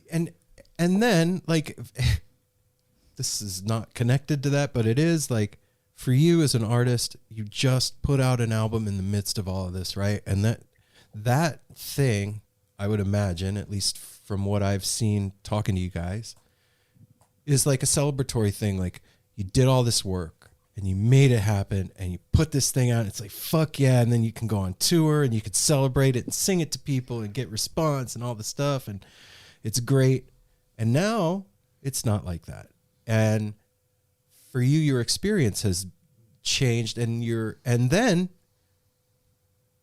they ask you to do an interview and talk about it, right? Like, are you, when your PR person, when your publicist sets up an interview for you, are you just like, oh, fuck? The only fucks I give are when it's a request to do like a stream or something, like a home performance stream, like Ervin Stellar live from his living room, wherever. Yeah. I've just flat out refused to do that because it's such the antithesis of what I want the music experience to be that I refuse to take part in that. I don't want to see another artist in their common living room with incandescent lighting and shitty sound do anything. It doesn't matter if they're a brilliant artist. That's not the point. It's that all the magic and the aura of the experience has been stripped away. And I would rather remember them in that stage light, right? Because I don't want to see the whole experience just stripped into you know, Mm-hmm. something that I get that. That's kind of like it feels like giving in a way. Like, okay, this is what it's going to be now. No, it's not going to be that. Wow. Yeah. So like radio stuff and, you know, recording some stripped down songs at home and then sending them to the station so they can like bundle that together with kind of like a virtual in-person interview. I'm totally on board with that because in that radio space, it is much the same, right? Yes. You know, you tune into the station, you hear the interview, they're doing some songs, just acoustic, whatever. You know, that's as common as it was and as similar as it was in past years. Right. But it's the performance and the in-home stuff that I just don't want to be a part of, and nothing against anyone that does, because maybe that's cathartic for them and it makes them feel good. But for me, you know, I'm a huge fan of Bob Dylan. When I go to a Dylan show, last one was at Beacon Theater in New York, the lighting is so low, man. He's got these cinema lights that are just down to like a candle glow, and that band is rocking, and that is Bob fuck out. And I got a good buzz on, and I'm just like in those grooves. And there is no in-home live stream that is going to give me anything close to that. Yeah. So I'll just wait, you know, I'll just wait till when it opens up and I'll get my fix. But for now, so much I'm respect abstaining. for that. Yeah. Like, well, what you just described is I've watched a lot of streams. I think we all have. It doesn't induce goosebumps and stuff. Like it doesn't I'm not getting goosebumps from like you said, no matter how brilliant the artist, watching them stream and it's like, oh, that was jamming. But I didn't get goosebumps. I didn't get a look at the person next to me without saying a word, just like, they are killing it. You know, that's been removed. So, you know, through this whole thing, like doing a live music podcast and then also being part of the jam band community, you know, there's been a lot of streams. It just was part and parcel with everything that was going on. And we've, since the start of this, said like, at least me, I can't. It makes me sad is what it does. It hurts my feelings in a weird kind of a way. And like, for me, the live music experience is such a huge part of who I am, part of my identity, part of the thing that I love most about being alive and a human being is experiencing live music. Like I love it. And having that nonverbal communication with the band that's on stage and having the lights illustrate how I'm feeling in the moment, and the guy next to me locking eyes with him and knowing that he knows how I feel because he's feeling like that, all that.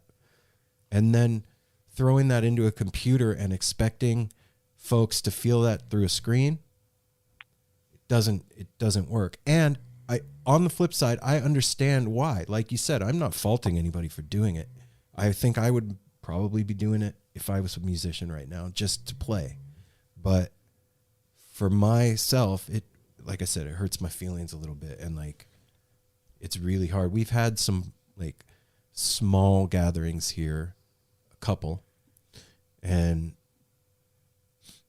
it's tough, man. Like putting up a projector and putting on a show to feel like you were at a show. And it's like, you know, it's manufactured. It's Miller Lite of being at a concert. Yes, it's like the Between Two Ferns of a show or something. It's just, it's way too public access, and it does it makes me sad too. And I know and have faith that this is not the new normal, but eventually we will get back to that. Yeah. And so I'm rejecting accepting that as the normal for now. It's just, How are things? I mean, we're talking to a lot of artists and stuff, and we're starting to see things. We're in Portland, Oregon. There's nothing happening here as far as shows or anything, but we're starting to see things pop up like Florida, down in Atlanta, Texas is opening back up. Because now you're in Nashville. I mean, talk about a music town. How is it looking there? Is there starting to be any these drive-in shows, little gigs, or anything happening yet? Some of that is starting to creep back in. Smaller, more distant shows.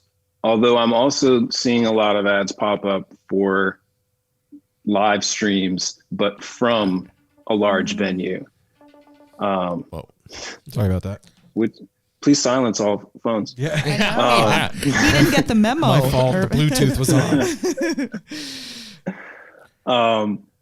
So yeah, I think that's a step in the right direction, right? They'll put artists on a proper stage.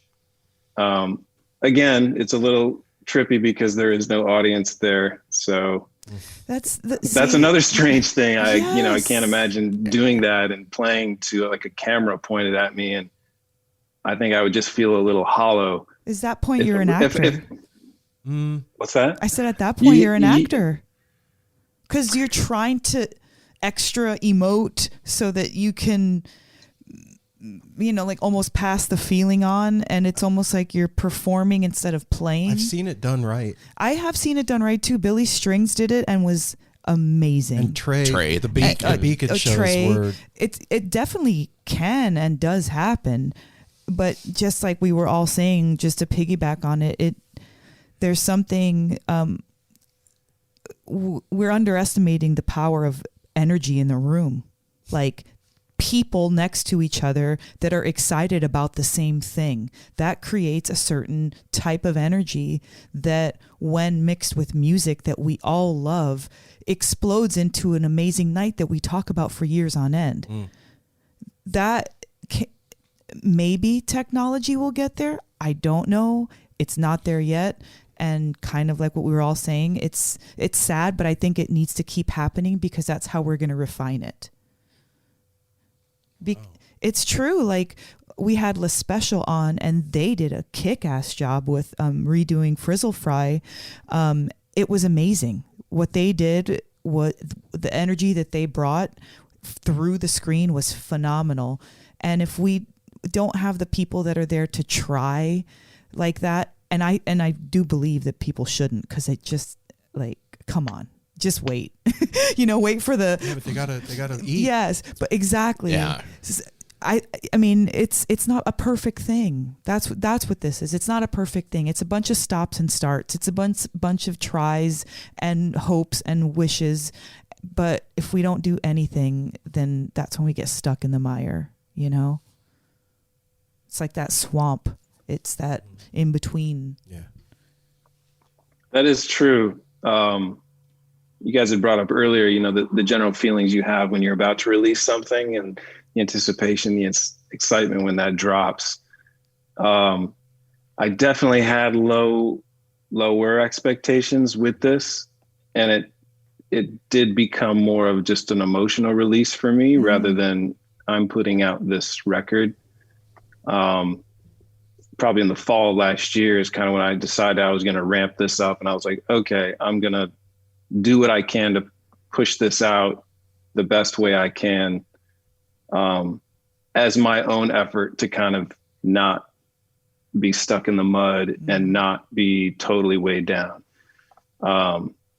And yeah, it took a lot of effort to do all of that. I'm self-produced. I'm an independent artist. So there are no other mechanisms around me kicking my ass to like get off a couch, do something. If I don't decide to do it, well, that's it. So it was a big effort, and probably last fall I was at my lowest in terms of vibe and energy. But it's just by doing this in this simple way has helped kind of get out of that headspace. Like, what steps did you literally take? Like, that's so hard. Do you have like a loved one in your life that helps to like push you or motivate you? Like, when you're at that low point in fall, what's making you be like, okay, I'm going to do the best that I can? No loved one in my life. Thank you for highlighting that. Well, I didn't know the answer either way. Then the answer must be incredible then, because how the hell did you do it? I don't know. I'm a pretty strong-willed person, and I knew I had to do it. I just knew that it was going to be my project, my little self therapy thing to kind of rise above all of this. Especially when going into the holidays, I was like, this all sucks. I'm going to hire a photographer, hire a PR rep, finish these mixes and just put it all together. And by having all of that to put my head into, the idle mind is the devil's playground. So if you've got nothing going on, there's, far depths that your mind can go. Yeah, it can get weird. Yeah. Yeah. And that's like a whole, other thing is where we keep our head during all of this. I like to expand my mind, like anybody. What I've actually found during all of this is that you have to ride a very careful line with that, because we're sort of in this inherent, sensitive and delicate space where, for me, I've found that keeping the straight head has probably helped, because you kind of maybe have more control over where your mind is going and what you're focusing on. Whereas if you're in that more lucid, fluid state, your mind will easily go to positives, negatives, everything in between. And there's less grip on that. There's a lot more psychic friction in the collective soup right now. You touched on it at the beginning of our conversation. This is the first time that really humanity has weathered something as a collective like this. There's been world wars and stuff, but this thing is touching everybody. And so as a collective consciousness, that anxiety, uncertainty, fear, whatever, all of that is in the primal soup of thought right now. So if you're venturing outside your headspace into the collective consciousness in this moment in time, you better damn well have your shit together, or you're going to get fucking pummeled. And or you better be there to do some serious work and have some good energy backup. You're going there to fix some shit, or for us, there's been 2 or 3 times during this that we've done stuff, and like the conclusion that we came to as a household, individually and as a household, was like, we all live together, by the way. Okay, cool. Yeah. And Mel and I have been married for 23 years. I've known this guy since I was 12. Yeah, so 38 years. That's awesome. Yeah. But we collectively and in our own time, we were like, if we're going to do this during this needs to be ritualized and intentional, and not just like, I need a pressure release for this week. Like, approaching it with a lot more respect and intention. Appreciation. And going there to like, what are you going there to do? Yeah. What, like, you're just going to go play and have fun? No, we did that already. Grow up, and this is what you're going to do. Mom's telling me. Dang, Mom. No, it was Shut like up, specific ass shit that it was telling me. It was like, what for? And it's like being gluttonous.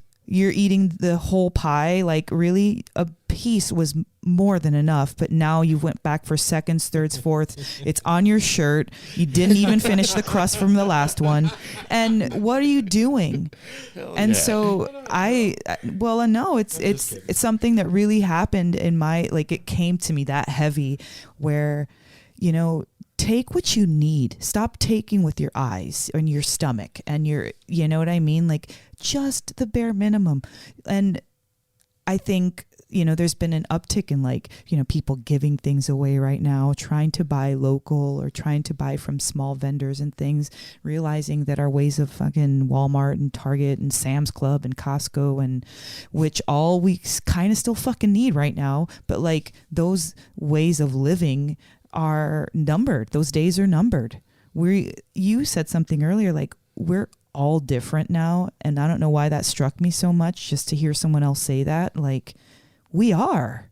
We're going through an evolution process, whether we want to say it like that or not. Like, that's what's happening. We're evolving from whatever was before 2020 to whatever's after that. Those are like, that's like the demarcation, the line in the sand, if you will. And nobody, like we were talking about the process, we haven't processed it because we're still in it. So we can't go further.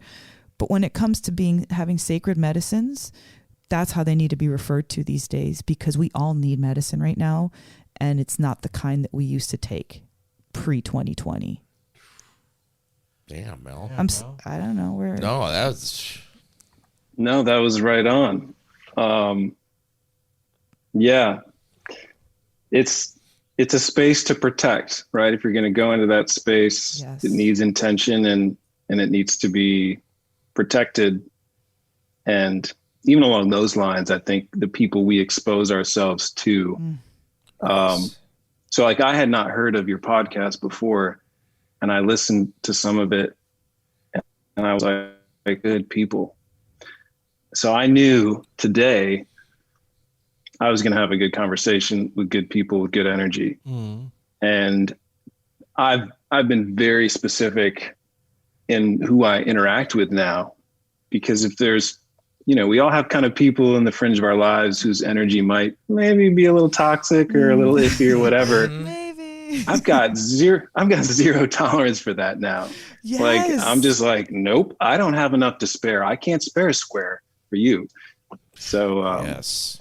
Wow. That's we've been talking about that. That's right on. That does, like, I know, I think in any other time saying something like that would have been like, oh, how dare you? Why? Right?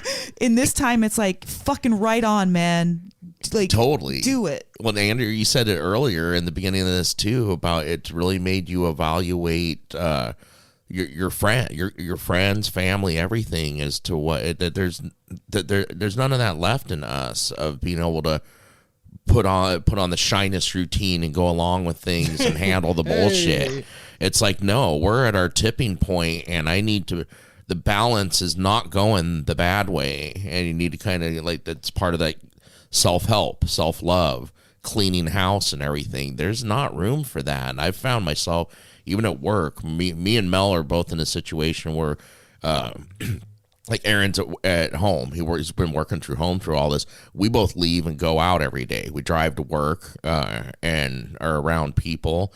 And my tolerance for people, I used to be really good at dealing with, like, I do customer service stuff, work in the cannabis industry at a dispensary. I was really good at dealing with the assholes that would come in. They get me immediately because I could diffuse the situation.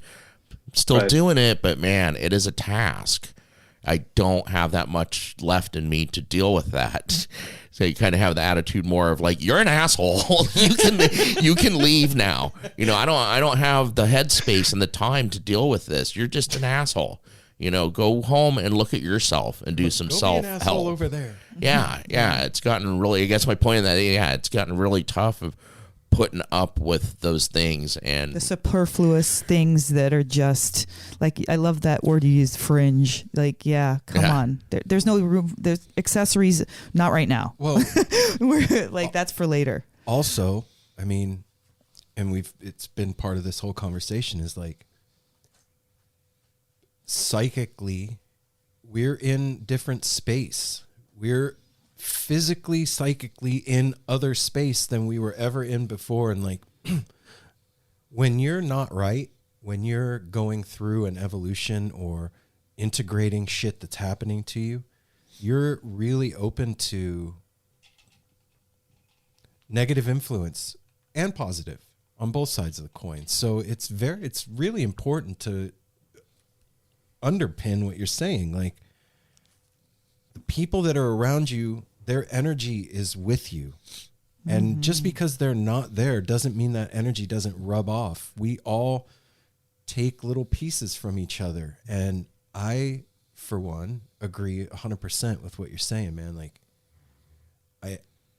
I don't need help fucking things up right now. I don't need it.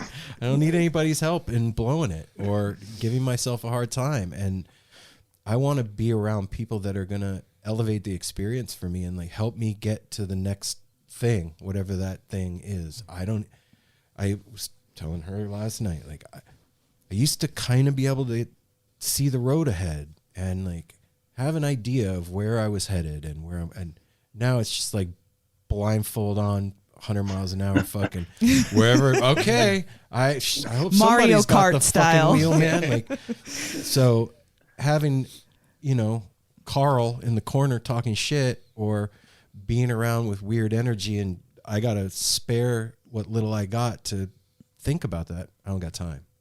And, yeah, on the heels of what you said, thanks for sharing some of that square with us today, because I really feel like just our conversation has helped me through a lot of little fringe emotional bullshit I was dealing with during this week.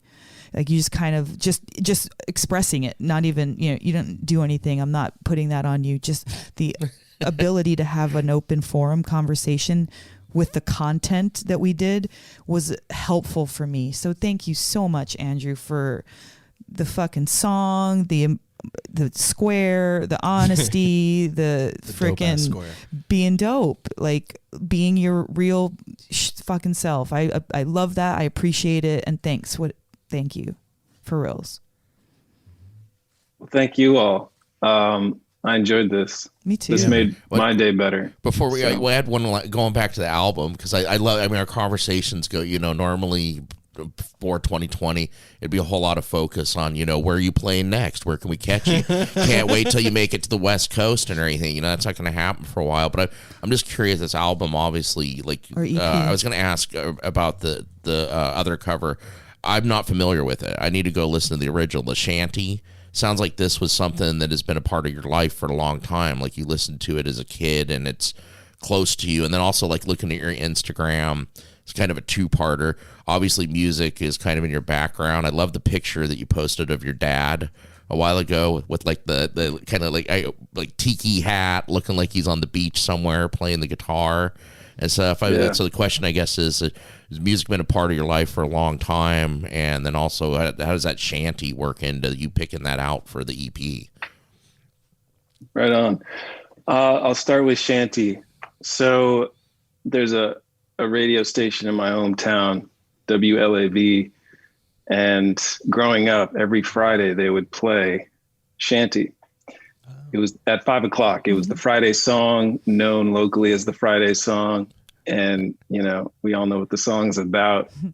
And it was just a great staple. Yeah. It comes on the old school radio and you crank it. It's 5 o'clock. So I've known the song forever.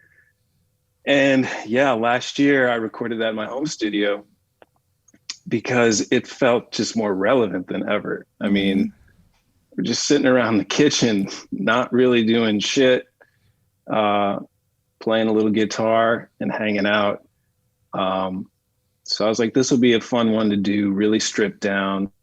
The production is stripped down. There's no reverb or anything on it. It's just dry, as if you were sitting in the living room with the players. So that's the background with that one. My dad was a musician. He played in calypso bands back in the day. Okay. And I remember, and was always playing the piano growing up. He played a lot by ear, so he would just kind of hear something and just jam it out. But he played ukulele, saxophone, piano, guitar, of course. Oh, wow. So there was always that influence in my life. And he was never really like, you should be a musician, all of that stuff, pointing me in the direction. But I think it was just the fact of, hearing someone playing a piano in your house, from when you're however young till you move out. That's one of those immersive things. Yeah. Where you don't have to tell a kid to do anything. And I would believe in that, not that I have any experience with child raising, but the exposure to those things is more important and probably more effective than, pushing a kid in a certain direction. It's like lead by doing. And I've just always had that in the house. And Heck yeah. I was forced into piano lessons. That sucked. But that's the good kind of grooming. I'm thankful for it now. But I think I kind of picked up that learn by ear thing, taught myself guitar and some other instruments. So it's in the blood, I like to believe. Thank goodness. Yeah. You're a great talent, Andrew, not just musically. I got one last thing I just got to say, because I had this few things. I was reading an article, I forget what you did, it was Grateful Web or something. I love that they put you on the spot with your favorite Grateful Dead song. I love that you picked Candyman, because most people would go to, like, mine's like Fire on the Mountain, the more relevant, and you picked the more obscure one because of the slide guitar and everything. And that's I hadn't listened to that in a while. I need to go listen to that today after reading it. It's not one of those ones that's on rotation on a lot of stuff. You got to kind of seek it out. And it's a great choice. Right. Yeah, man, that's just got some magic around it. Just the slinkiness of it and that tempo. It's not one you're going to be noodle dancing to, but yeah.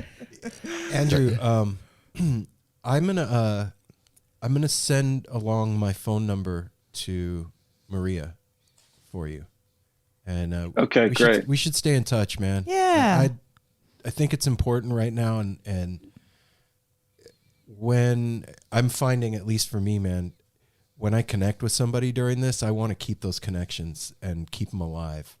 So totally, know how everybody's doing. I want to send you my number, man, and let's stay in touch. And when things, whatever they look like, when it gets back to open, and you're out this way, you got a home here, man. Come hang out. We'll come and hang out. You got our support when you get ready to put out something new, man. You're now part of the soundtrack of our life. So you got us on your, we're on your side. And thank you again so much for this EP. Also, Andrew, I don't know if you're into like spa treatments or how you feel about that at all. How do you feel about those? So I have been floating. I don't know if you guys have ever tried that. Yes, I've floated.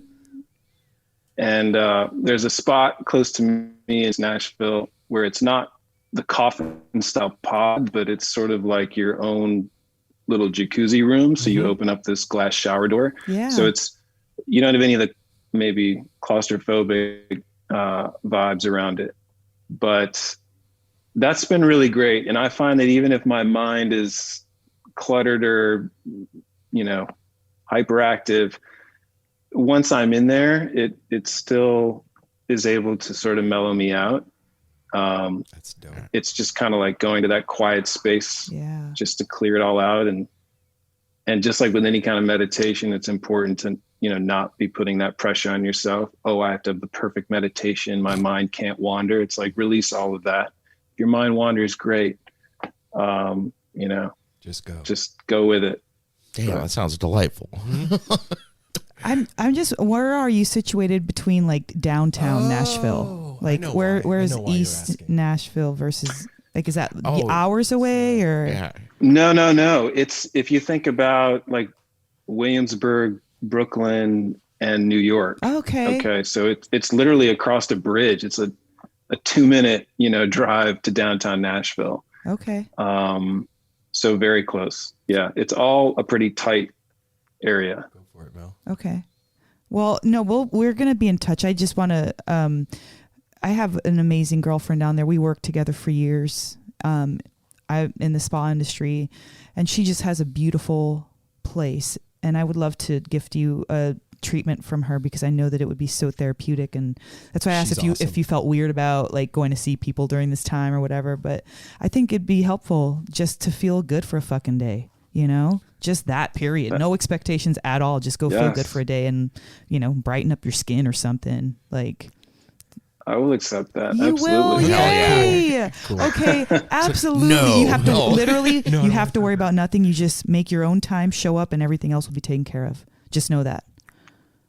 Okay. Yeah. All right. All right, man. Perfect. Yeah. All right, we'll be in touch. Aaron will do the phone number exchange, and I'll set everything up. Awesome. Man. Much love, brother. Yeah. Thank you. All right. Thanks, everybody. All right. Have a beautiful day. Bye. You Bye. too. Fuck yeah.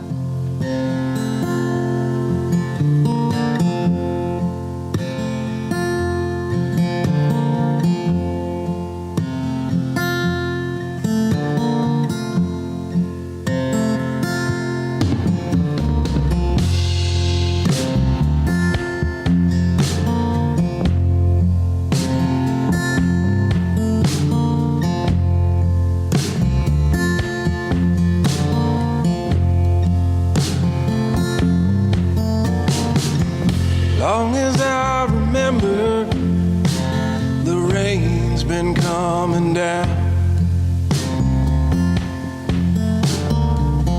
Clouds of mystery falling, confusion on the ground. Good men through the ages, trying to find the sun. And I wonder, still I wonder, who'll stop the rain?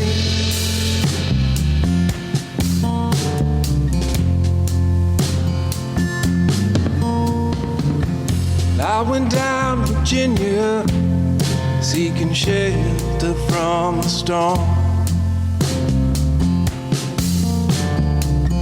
Caught up in the fable, I watched the tower grow. 5-year plans and New Deal, wrapped in golden chains. And I wonder, still I wonder, who'll stop the rain?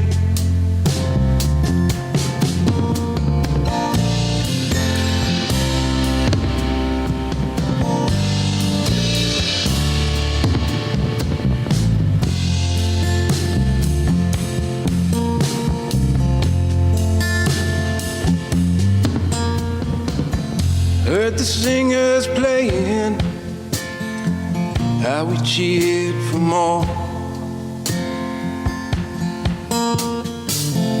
Crowd had come together, trying to keep warm.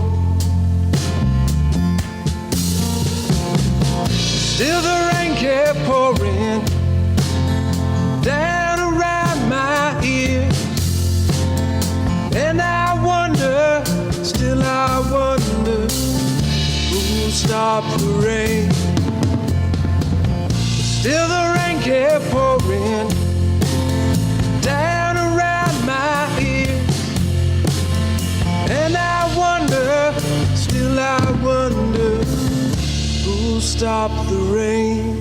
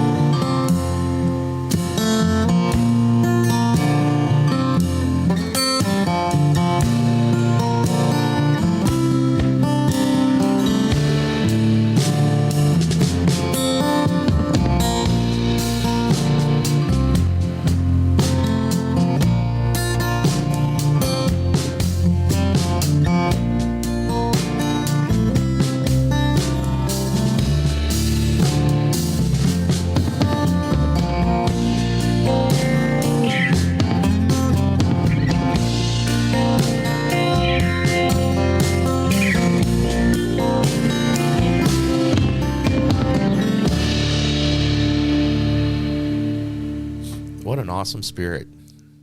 That is a good dude right there.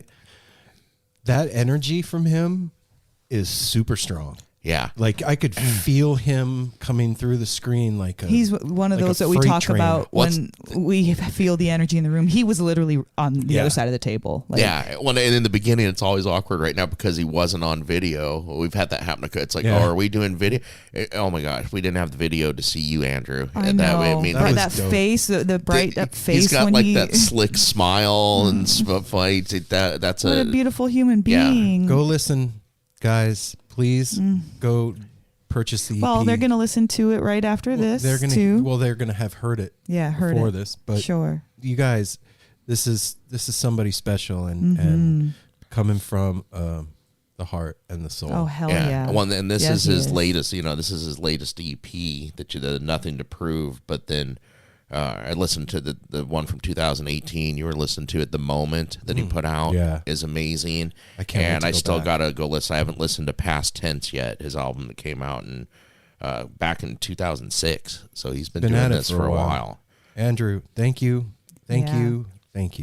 for all an amazing conversation, and we'll be in touch, man. Everybody out there, take care of each other. We'll be back next week with more stuff and things, and take care of yourself. Yeah, love yourself, man. It's important. It's how we're gonna make it through this, because if you love yourself, then you can love other people, and then it all turns into a big primal soup of delicious goodness that we can all partake of. Yeah. So, good stew. Be nice. Don't be a dick.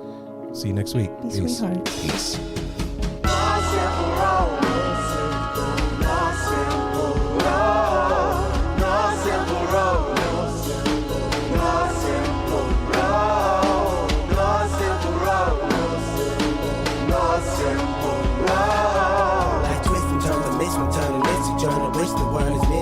But it's a burden.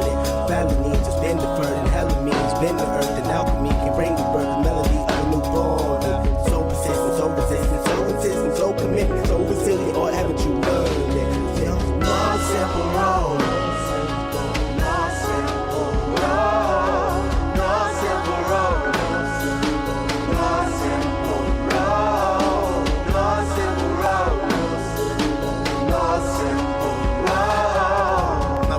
Shattered as I focus through the spot in the corner that is still intact. The react is both a defense mechanism as well as a fear. We've traveled this road before, so we may think, but it's a tad bit of strange similarities that feed an A=A complex. The fears of your past do not equal the perplexities of the current road.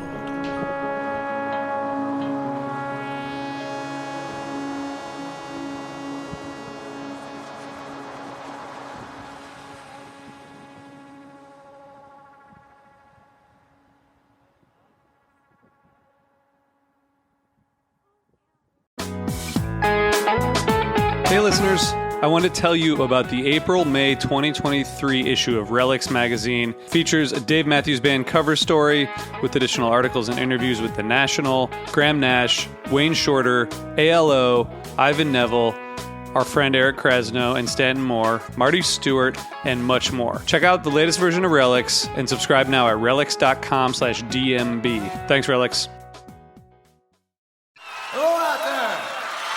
Yes, hello out there, everyone. I'm Hal Schwartz. And I'm Flynn McLean. Together we host None But the Brave, a podcast dedicated to the music and career of Bruce Springsteen. Bruce and E Street Band are on tour right now for the first time in 6 years, and we're taking a detailed look at what's happening on stage in our bi-weekly episodes. We've also been recently joined by some very exciting guests, including rock journalist Warren Zanes and Stephen Hayden, Backstreet's Magazine founder Charles Cross, and Barstool's Kirk Minahan. If you're a diehard Springsteen fan, this is the show for you. So please subscribe to None But the Brave on your favorite podcasting platform, and we hope to see you further on up the road. Thank you so much. We'll be seeing you.